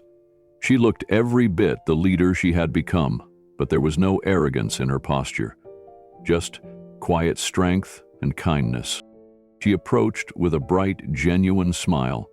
"Welcome back, Mr. Reeves," she said, her voice steady. Keanu smiled. "This place looks different already." Nina beamed at the compliment. "We've started making a few changes. Hospitality is about people again." He nodded. "It always should have been." As Nina guided him to the front desk, staff members nodded respectfully, many with quiet gratitude in their eyes. Some knew who he was from the beginning, others had only found out after the reveal. But all of them knew that his return had sparked something they hadn't felt in a long time: hope. The receptionist handed him a room key with a warm, "Welcome back, sir." Keanu looked at the number and raised an eyebrow. Room 4011. The same suite Douglas once claimed didn't exist. He turned to Nina. "This room again?" She gave him a playful shrug. "Thought you'd like to see what it looks like when it's actually prepared." They both laughed, and Keanu headed to the elevator. As he rode up, he glanced at the polished brass fixtures and clean paneling. But what caught his attention wasn't the decor. It was the reflection of his own smile. Relaxed, real, present. When he entered room 405, it was immaculate. A small welcome card sat on the table, handwritten by Nina herself. "Thank you for reminding us who we're supposed to be." He set down his bag and looked around. The suite had everything: high thread count linens, gourmet chocolates on the nightstand, a stunning view of the city skyline. But those weren't the things that made him feel welcome. It was the care, the intention, the human presence behind every detail. He sat on the edge of the bed and exhaled slowly. This place wasn't perfect, but it was healing. And that, he thought, was a start. Later that afternoon, Keanu walked down to the lobby again. Not as a celebrity, not as an undercover guest, but as someone finally at peace with the changes taking root. He strolled past the newly added guest library nook, where a father read quietly to his daughter, and paused at a display showcasing handwritten letters from guests praising the staff. He spotted Marcus coaching a new concierge, patiently explaining how to handle a difficult request with compassion. Marcus noticed him and gave a short nod, then went back to work. The energy had changed. There was pride now, ownership, accountability. In the lounge, a tray of tea and pastries was being offered to guests waiting for their rooms, something Nina had implemented as a simple gesture of welcome. A man in a business suit looked up from his phone, surprised but pleased, and softly thanked the server. Keanu made his way toward the courtyard, where sunlight filtered through glass panels, warming the stone tiles. There he found Nina speaking with two older guests. She wasn't just answering their questions. She was listening. One of them held her hand while recounting how they used to stay here every year until things got cold. Nina leaned in, smiled, and promised that warmth had returned. When she spotted Keanu watching, she excused herself politely and walked over. He gestured toward the scene. "You built this," he said. She shook her head. "No, you opened the door. I just walked through it." He paused. "I didn't always know how to lead people. I just wanted to build something that made people feel home. And now they do," she said gently. They stood quietly, watching as a bellboy crouched down to help a young boy tie his shoes. No one barked orders, no one rushed past. There was stillness, harmony. "You going to stay long?" she asked. He smiled. "A few days? Long enough to make sure the soul of this place keeps breathing." Nina laughed. "It's got lungs again. You gave it oxygen." He looked at her and said, "Don't let it go stale again." "I won't," she said without hesitation. Back in his suite that evening, Keanu sat by the window, sipping a cup of tea thoughtfully. The city pulsed below, alive with noise and lights, but inside this room, everything felt still. He thought about how close this place had come to becoming another cold tower of luxury with no heart.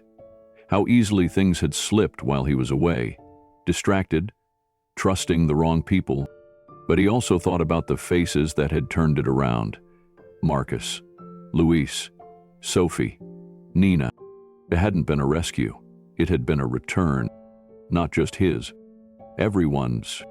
And tomorrow, he'd attend the staff luncheon as a guest. No announcements, no cameras. Just a quiet thank you to the people who saved something he had nearly lost. He stood up, walked to the mirror, and looked at himself, not as an actor or a restaurateur or a symbol, just a man learning how to start over, one step at a time. And this time, he wasn't walking alone. The morning after his stay, Keanu requested a private meeting in the hotel's executive lounge. The room was quiet, minimalist in design, its tall windows overlooking a foggy city skyline. Mrs. Garland arrived first, dressed formally, her usual air of control tempered by a hint of humility. Nina followed, not in her front desk uniform, but in a simple blazer and slacks, something that said she was no longer just part of the staff. She was here as something more. Keanu stood when they entered and gave a warm smile. "Thank you both for coming." Mrs. Garland spoke first. "I assume you've made a decision about the partnership." Keanu nodded, gesturing toward the seats. "I have. But there are things that have to change." Mrs. Garland's posture stiffened slightly, but she didn't speak. Nina waited, eyes steady. Keanu looked at them both. "When I started this restaurant and hospitality project, it wasn't just about business. It was about honoring the way my mother treated people, with kindness, with grace. That was the heart of the mission." Mrs. Garland's expression softened. Nina looked down, then up again. "I walked in here a few days ago," Keanu continued, "and I was turned away. That wasn't the issue. The issue was how it was done, the lack of compassion, the assumption, and the way others have been treated since, especially your staff, shows this place has drifted far from its promise." There was a pause. The room held its breath. "I'm still willing to move forward," Keanu said finally, "but only if Nina is appointed as project liaison. She understands what this place needs." Mrs. Garland turned to Nina, eyebrows raised. "Project liaison? She has the insight. And more importantly," Keanu said, "she has the heart. I've seen how she treats people, not because she has to, but because she believes in it." Nina looked surprised, almost overwhelmed. "That's not all," Keanu added. "I want every manager and department head to go through new hospitality training. Not the corporate, checkbox kind, real training on empathy, communication, situational awareness, emotional intelligence." Mrs. Garland was quiet for a moment, then nodded slowly. "It's going to ruffle feathers." Keanu leaned forward. "That's the point. We can't keep building palaces and pretending to be proud when the foundation is hollow. This hotel, your brand, it should be known for how it treats everyone, not just who it lets in." Mrs. Garland leaned back slightly, folding her hands in front of her. "I've managed hotels for 25 years. You learn to make judgments quickly. You have to. But I see now we've created a culture where judgment came before understanding." She glanced at Nina, then at Keanu. "If I agree to this, we won't just be retraining staff. We'll be rebuilding something from the inside." That's exactly what I'm asking for, Keanu said gently. And I'm not asking you to do it alone. Nina finally spoke. If I take the liaison role, I want one thing on record. This change. It can't be temporary. It has to become policy, not just performance. I want a code of values posted in every break room and staff manual. Something clear, something human. Mrs. Garland smiled faintly. You've thought this through. I've lived through it, Nina said. So have others. Keanu looked proud but said nothing. He wanted Nina to own this moment. Mrs. Garland reached into her folder and pulled out a draft version of the new partnership agreement. The structure is there, we just need to amend the responsibilities and authority lines. She paused, then slid it across the table to Keanu. Would you like to make it official? Keanu pulled a pen from his jacket pocket. With pleasure. He signed the agreement without hesitation, then passed the pen to Mrs. Garland, who added her name in slow, careful strokes. Finally, Nina signed beneath both, her name trembling slightly at the start, but steady by the time she finished. When it was done, there was a quiet moment, not the silence of awkwardness, but of change taking root. Mrs. Garland stood. I'll begin the internal communication plan today. Training starts next week. I'll make sure Marcus is looped in. He's already shown leadership under pressure. Nina looked up. What about the rest of the staff? Keanu stood and answered. They'll need to be part of the mission from the start. Let's hold a team meeting tomorrow. Tell them what's coming and why. Let them ask questions. Let them feel heard. Nina nodded. They haven't felt that in a long time. Before they left the room, Keanu added one final thought. This isn't just about a restaurant or a hotel. It's about creating a space where people feel safe, valued. Mrs. Garland extended her hand. Then we begin again. Keanu shook it, then turned to Nina. You ready? Nina smiled. I've been ready. As they walked out of the lounge together, the hotel lobby below bustled with guests. But this time, something felt different. Softer. Warmer. Like the very air had shifted, making room for something new. It was the beginning of a culture not built on status or sales, but on soul. The dining room had been transformed. Soft candlelight glowed against cream linens, fresh flowers, simple arrangements of daisies and hydrangeas decorated each table. Staff moved with grace and ease, their expressions lighter than they had been in months. A pianist played gentle background music in the corner. The energy in the room was warm, unpretentious, and genuine. Keanu sat at the center table, not on a raised platform or under a spotlight, but among the very people who had helped this restaurant rediscover its heart. Sophie, now out of her server uniform and in a graceful navy dress, took a seat beside Luis, who nervously adjusted his collar. Leo stood near the front of the room, holding a glass of sparkling cider in one hand and a handwritten note in the other. He looked to Nina, then to Keanu. I didn't prepare anything long, he said with a soft smile, but I did want to say something. The room quieted. When I was little, I used to think heroes were the people in capes, people who flew or punched or carried impossible weights. But tonight, I realized something else. Heroes are people who do hard things even when nobody is watching. Like standing up for someone, or believing in someone when they can't see their own worth. He looked to Nina, like bringing someone an umbrella in the rain. The entire room exhaled. Nina, caught off guard, wiped at her eyes as quiet applause followed Leo's words. Keanu leaned forward and raised his own glass. To the quiet heroes, he said, the ones who don't ask for attention, who don't need applause, but who keep showing up for others, for what's right.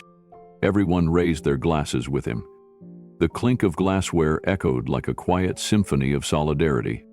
Marcus stood from his seat at the staff table and glanced toward Nina, his voice steady but filled with admiration. Nina, I watched you keep your head down for too long. I watched you take hits, hold your tongue, and still treat every guest like they mattered. And when the storm finally came, you didn't run. You stepped outside with nothing but an umbrella. There was a beat of silence, then warm, heartfelt applause spread across the room. No one was clapping out of obligation. This wasn't performative. It was gratitude. Nina stood slowly. She seemed almost shy under the attention, her hands folded gently in front of her. Her voice cracked slightly, but steadied with each word. I didn't think I was doing anything special, she said. I knew what it felt like to be invisible, and I never wanted someone else to feel that way. Keanu gave a soft nod. And that's why you changed everything? Luis cleared his throat from his table. When I first got hired, I was scared. My English wasn't strong, and I was sure I'd be let go within a week. But Nina? She stayed late to help me memorize the menu. She translated schedules for me. She made sure I knew I mattered. Sophie added quietly, she did that for all of us. The moment settled over the room like a warm blanket. Even the newer staff, who hadn't known Nina before her return, found themselves smiling, nodding, feeling the invisible thread that now connected them all. Something about this dinner wasn't just celebratory. It was healing. At the far end of the room, Mrs. Garland watched quietly, arms folded. Her expression, usually guarded, had softened. She turned to Keanu. You were right, she said. It was never about the service. It was about the soul. Keanu gave a small, knowing smile. People don't remember how fast their food came out. They remember how they were made to feel. Just then, the head chef emerged from the kitchen holding a modest cake. On it, in simple script, were the words, "To those who stood tall when it mattered most." Keanu laughed under his breath. That's a lot of frosting. The room chuckled. Leo leaned toward Nina, eyes bright. This is the best night of my life. Nina smiled down at him. Mine too. She caught Keanu's eye and tilted her head in gratitude.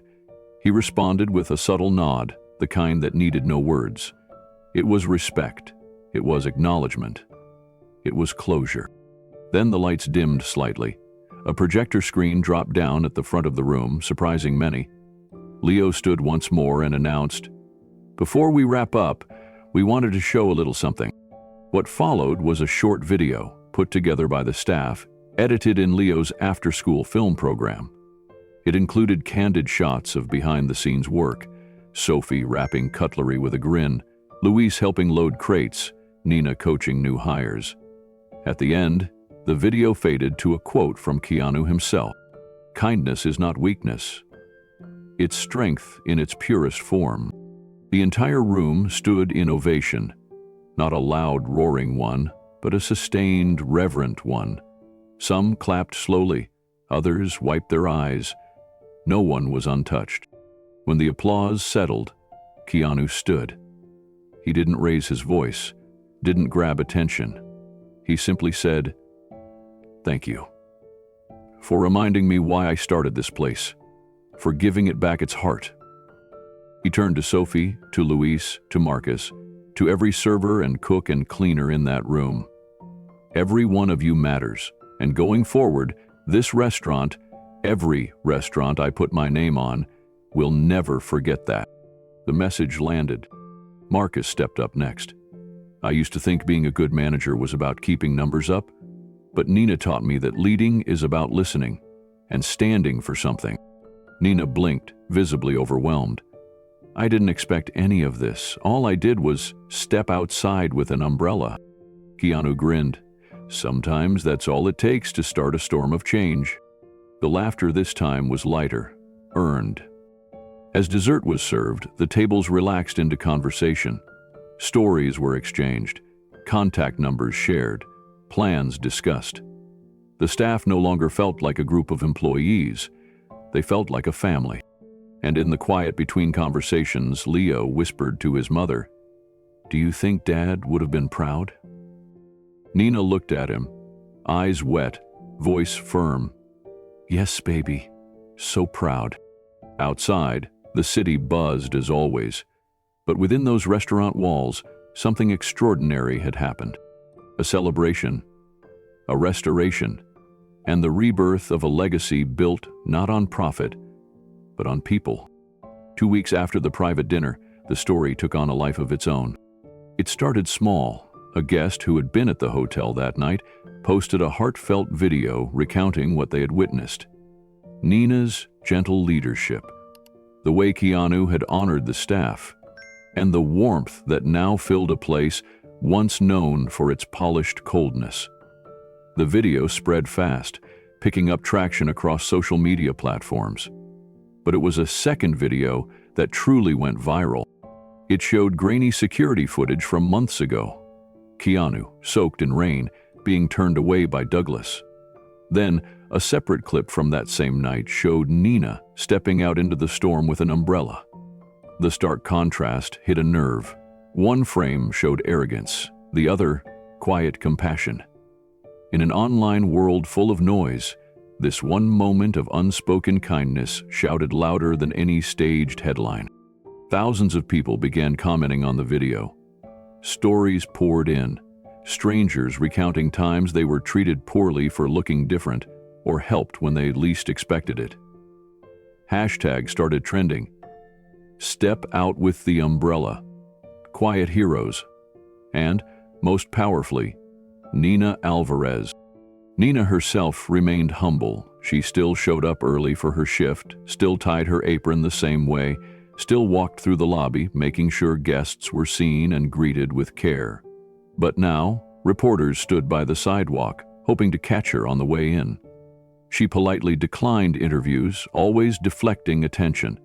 "It wasn't about me," she said softly. "It was about choosing what felt right." Meanwhile, Keanu found himself invited to speak on several shows.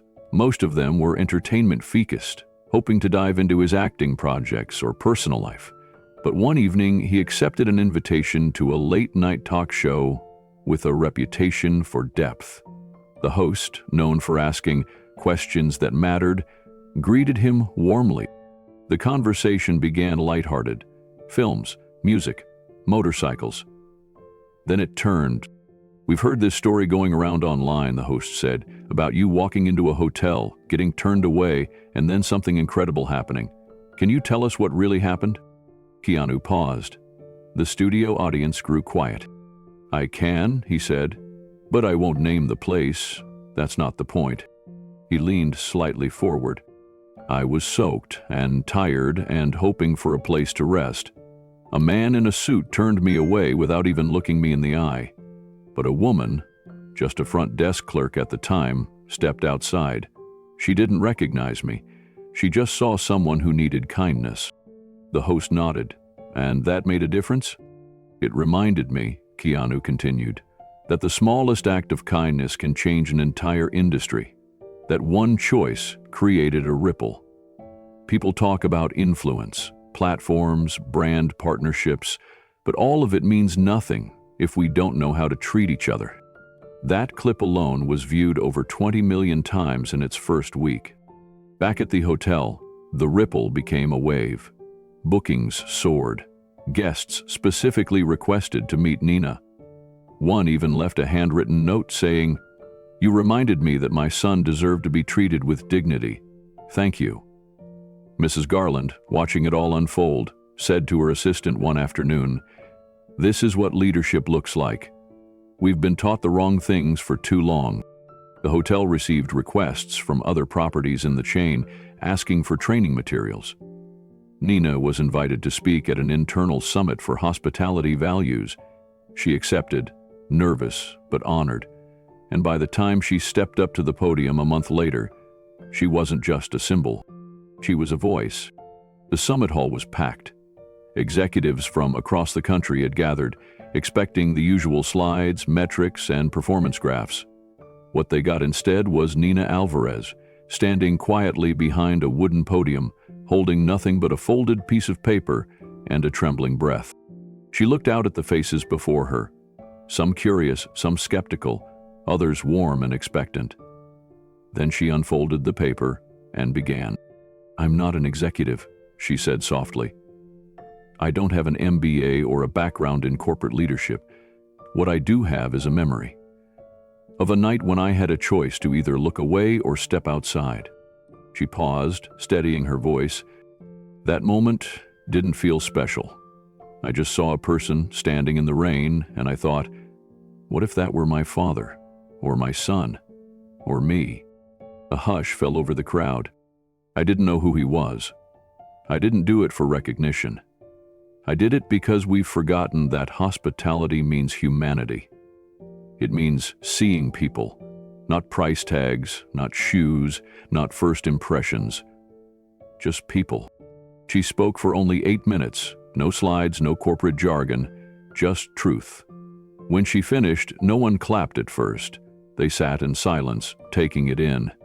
Then, slowly, a standing ovation rose, not for a performance, but for a reminder. That evening, Keanu watched a live stream of her talk from his home. He didn't text her. He didn't call.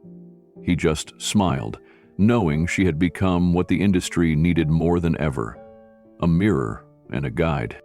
The Monarch Crest Hotel began receiving more inquiries than it could accommodate.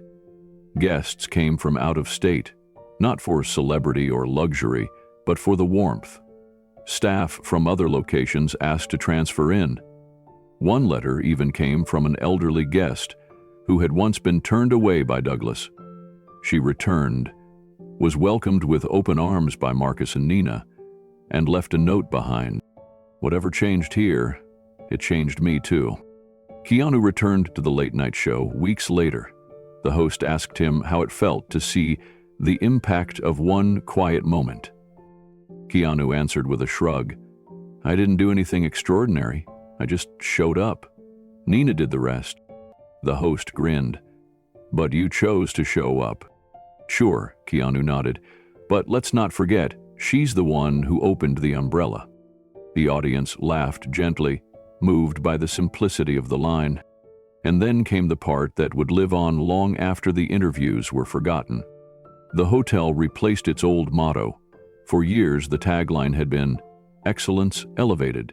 It now read in quiet gold lettering above the front desk, "Kindness first." Guests noticed. They smiled. Some took photos. Others simply nodded and said, "That's why we're here." But the real change wasn't in slogans or viral clips. It was in the way Sophie walked now, confident and unafraid. It was in Luis, who now trained new staff with quiet dignity. It was in Marcus, who led meetings not with numbers, but with stories. And it was in Nina, who returned every night to her modest apartment with Leo, still helping with homework, still listening to music as they cooked dinner together. Outside the hotel, under that same awning where it all began, a small brass plaque was quietly installed. It read, "To everyone who's ever been turned away, there's a place for you here." And with that, the story came full circle, not because one man owned a hotel, but because one woman chose to see a man in the rain. 6 months had passed. The Monarch Crest no longer resembled the place Keanu had walked into undercover. Its walls now carried a warmth that couldn't be bought, only built. Nina Alvarez stood by the front desk in her new position as Director of Guest Experience, dressed not in anything flashy or commanding, but in a simple navy blazer and a golden name tag that now read her full title. She had earned every syllable. The energy inside the hotel had shifted. Guests were greeted by name. Staff smiled, not out of obligation but with pride. There was laughter echoing in the staff lounge, a place that had once been silent and sterile. Housekeepers, bellhops, receptionists, chefs, all had gone through Nina's new guest experience training, and the difference was undeniable. The training program she'd designed wasn't just a seminar about service. It was about humanity. Every employee watched a real story, shared experiences, and took part in exercises that focused on empathy and care. One of the videos even featured a reenactment of the rainy night when Keanu had been turned away. The final message wasn't about who he was. It was about who they chose to be. Marcus had risen too. With Douglas long gone, he had stepped up as the new general manager. He led with respect, always listening, always backing Nina's vision. Together, they ran a ship that was tighter but gentler. Their meeting started with a simple phrase Nina had introduced. Who made someone feel seen this week? And someone always had a story to tell. Leo, now 14, had blossomed. Thanks to Keanu's encouragement and a modest scholarship from his film studio, Leo had entered a youth film competition sponsored by a local arts council. His submission was a 3-minute short called The Umbrella, depicting a fictionalized version of his mother standing up for a stranger at a hotel door. The film won first place. When Keanu got the news, he sent Leo a handwritten note. Real directors don't just point cameras, they point hearts in the right direction. You've already started. In the back of the hotel lobby, a small wall had been turned into a mini exhibit titled The People Who Changed Us. It featured Polaroids of guests and employees, quotes about grace under pressure, and even a photo of Sophie and Luis, who had returned to visit after hearing the news of Nina's promotion. Luis now worked at another restaurant, but often credited Nina and Keanu for helping him believe in better management again. Sophie had gone back to school, part-time, studying social work. What had once been a sterile luxury hotel now felt like a community. Nina had done more than accept a role, she had redefined it. Every time a bell rang at the front desk, she looked up, not just to greet a customer, but to recognize a person. But somewhere, far from the glow of the monarch crest, someone else was watching. Douglas sat behind a scratched plastic desk at a discount car rental agency on the outskirts of the city. The fluorescent lights above him flickered every so often. The clock on the wall ticked louder than it should have. His uniform shirt clung stiffly to his back as he scrolled through the news on his cracked phone between clients. The headline struck him like a quiet punch. Former homeless man's act of kindness sparks transformation at iconic hotel.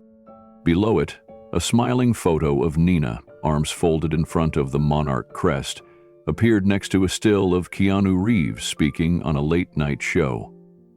Douglas stared at the screen. His jaw tightened, but he didn't scroll past. He read every word. There was no direct mention of him, but he knew. The article described the coldness that had once governed the place, the disregard for guests without status, the empty smiles, the punishment of compassion. He saw himself between the lines. He remembered laughing in the office about throwing out leftovers. He remembered Sophie's limp. He remembered Luis walking out with his apron still soaked in dishwater. Douglas leaned back in his creaky chair and looked around. There were no marble floors here, no velvet ropes or 5-star reviews, just tired travelers and economy sedans with worn tires. But this place, this humbler job, had taught him something he hadn't been willing to learn in the penthouse office of the Monarch Crest. A man walked in, clearly exhausted from a red-dye flight, trying to rent a car with the wrong credit card. The old Douglas might have turned him away with a smirk and a shrug. But now, he stood up. He made a call to his supervisor and figured out a workaround. The man left grateful, and Douglas sat down quietly. He didn't smile, but he also didn't feel empty. Back at the Monarch Crest, Nina was reviewing a new proposal to expand her training program to 2 sister hotels in the state. Mrs. Garland had offered her the lead, and Keanu had backed the idea with additional funding. The expansion would allow Nina to personally mentor other young hospitality managers in her method of heart-first leadership. Marcus walked in with a clipboard and a coffee. "You've got reporters downstairs again," he said, grinning. "Want me to stall them?" Nina laughed gently. "No, let them wait. I'll talk to them, but not about me, about the people who actually make this place matter." Leo entered just then, waving a printed flyer. "Mom, my film's going to be shown at the state fair next month. They even asked me to give a speech." Nina knelt down and hugged him. "Just speak from the heart, honey. That's what got you here." Outside, the monarch crest shined beneath a late summer sun. Inside, guests were greeted not just with courtesy, but with care. The redemption wasn't just in titles changed, roles shifted, or recognition earned. It lived in the quiet moments, the ones where someone simply did the right thing, even when no one was watching. The evening air was cool and quiet when Keanu stepped out of his car and looked up at the soft golden lights spilling from the windows of the monarch crest. 6 months had passed since the night everything changed. The hotel had transformed, not just in appearance but in atmosphere. There was warmth now, something no renovation could buy. He walked through the lobby without announcing himself, wearing his usual understated jeans and a charcoal jacket. The concierge glanced up, smiled with a hint of recognition, but said nothing. Keanu nodded politely and moved past.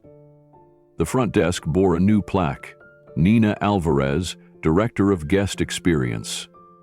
He paused, letting the sight sink in. From the ballroom came faint sounds of laughter and murmured voices. Curious, Keanu followed them. The door to the small event space was slightly ajar. Inside, rows of chairs were arranged before a makeshift stage. Teenagers were gathered, some holding scripts, others adjusting camera gear. In the front, Leo was helping a boy angle a light fixture just right. He'd grown taller, more confident, a quiet leader now. Keanu stepped in unnoticed and sat in the last row, folding his hands in his lap. He didn't want attention. He just wanted to see what had grown from the seeds he helped plant. Near the front, Nina stood beside a shy girl no older than 14. The girl clutched a note card and kept glancing nervously at the audience. Nina knelt slightly, placing a hand on the girl's shoulder, whispering something encouraging. The girl took a deep breath, nodded, and walked toward the mic. Her voice trembled at first, but then it steadied. She spoke about her dream of becoming a filmmaker, how she had never believed anyone would take her seriously. But here, she said, someone did. She thanked Nina for telling her she had something to say that mattered. The room erupted in applause. Keanu smiled faintly. It was a small moment. No headlines, no flashbulbs, just truth, just growth. He remembered his first conversation with Nina. How soaked she was in the rain, how certain she'd sounded when she said, "Everyone deserves to be seen." Back then, he'd been a stranger. Now, he was a witness to what she'd built. Leo turned and spotted him. For a split second, surprise crossed his face. But he didn't shout, didn't call attention. He simply gave a nod. Keanu nodded back. After the speeches, the teens split into groups to review footage and plan next week's shoots. The energy in the room was infectious. Young voices trading ideas, bursting into laughter, supporting each other without competition. Nina walked down the aisle toward Keanu. She didn't look surprised to see him. "I had a feeling you'd stop by," she said softly. "I heard there was a film night," Keanu replied, standing. "Didn't want to miss it." Nina gestured toward the kids. "They're writing their own stories now."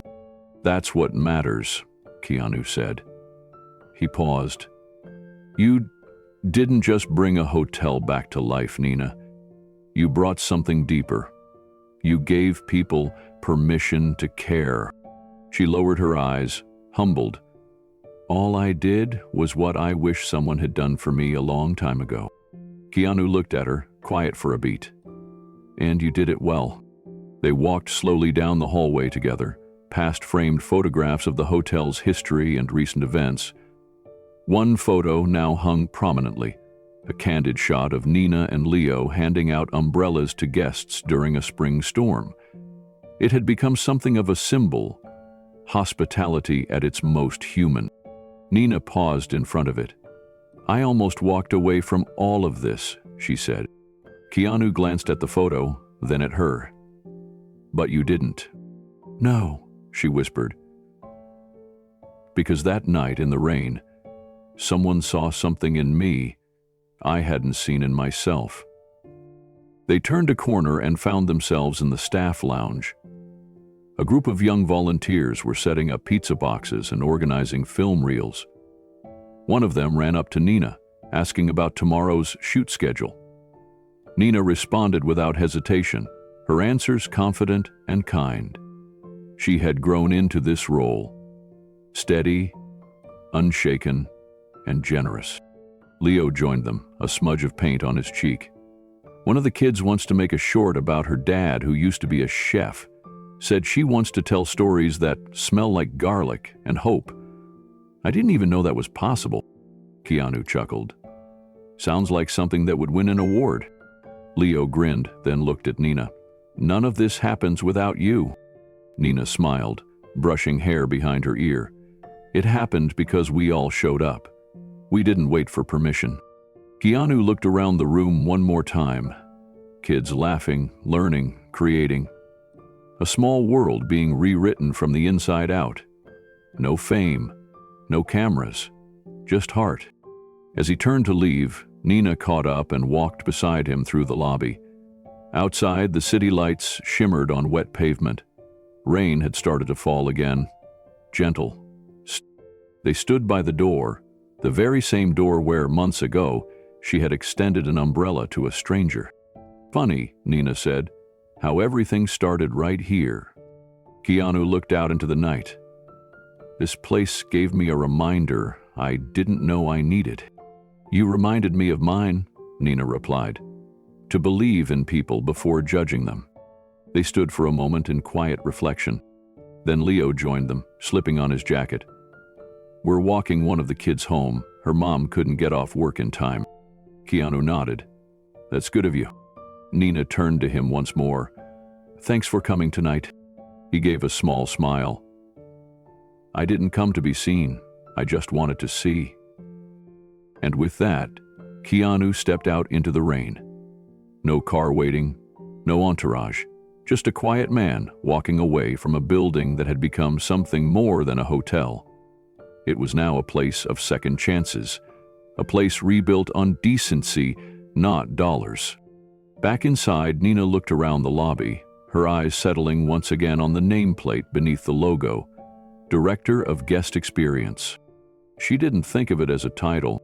She thought of it as a responsibility, and in that moment she knew the door she'd opened months ago had never really closed. The hotel lobby was quiet that evening, the kind of stillness that came only after a long, fulfilling day. Warm light spilled across polished floors, catching the golden hues of the modern decor that now felt less sterile and more human.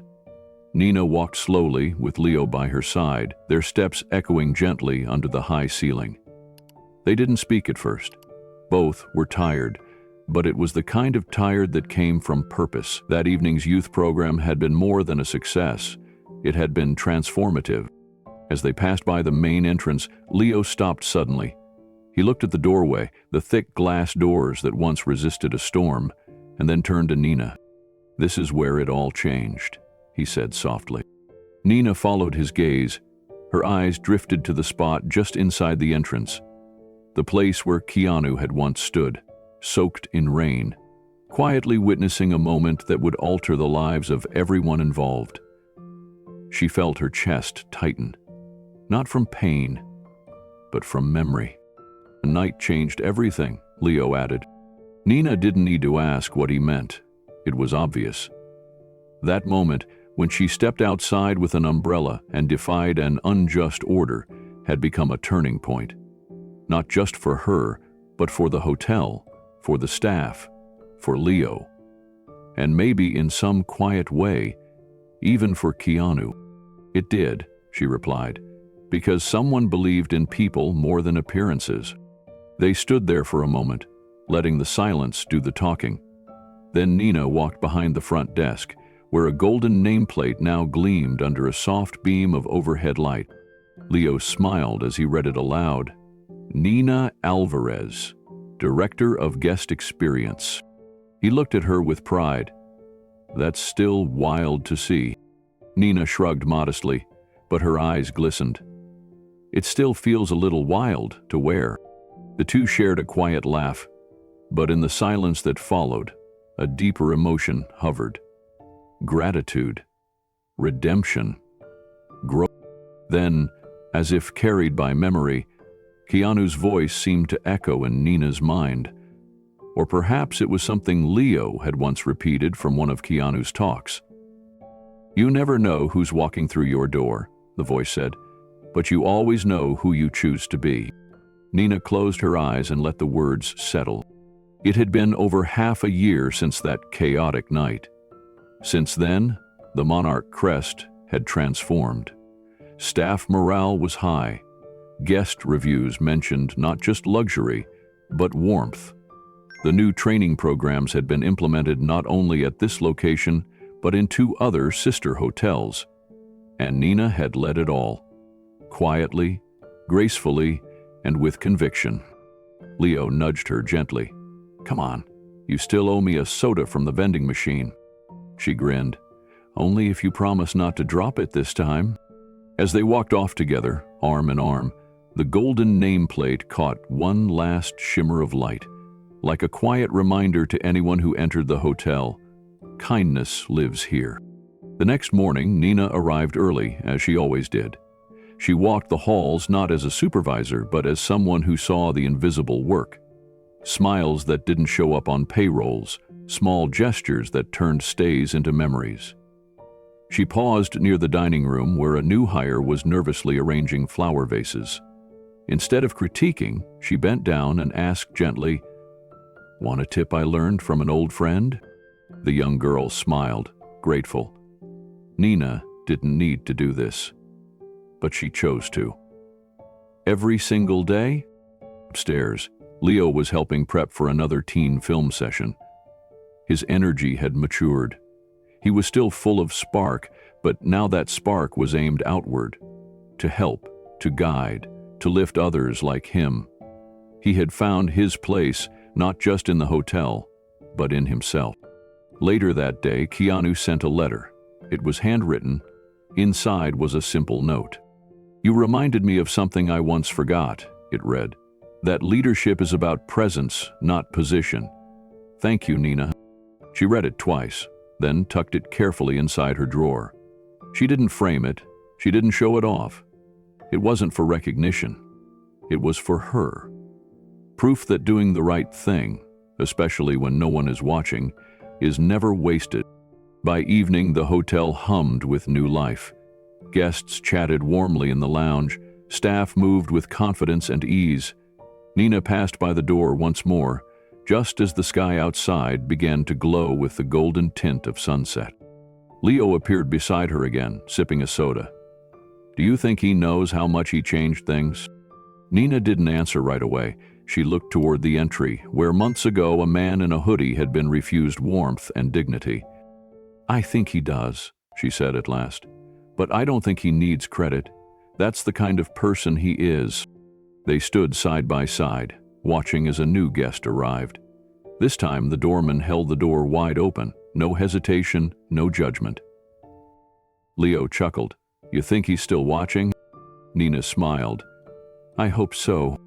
And with that, the final piece of the story clicked quietly into place. A reminder that even in a world full of status and status symbols, one small act of grace could send ripples that outlived the moment itself. A few days later, a letter from a guest arrived at the front desk. It was handwritten, addressed simply to whoever made this place feel like home.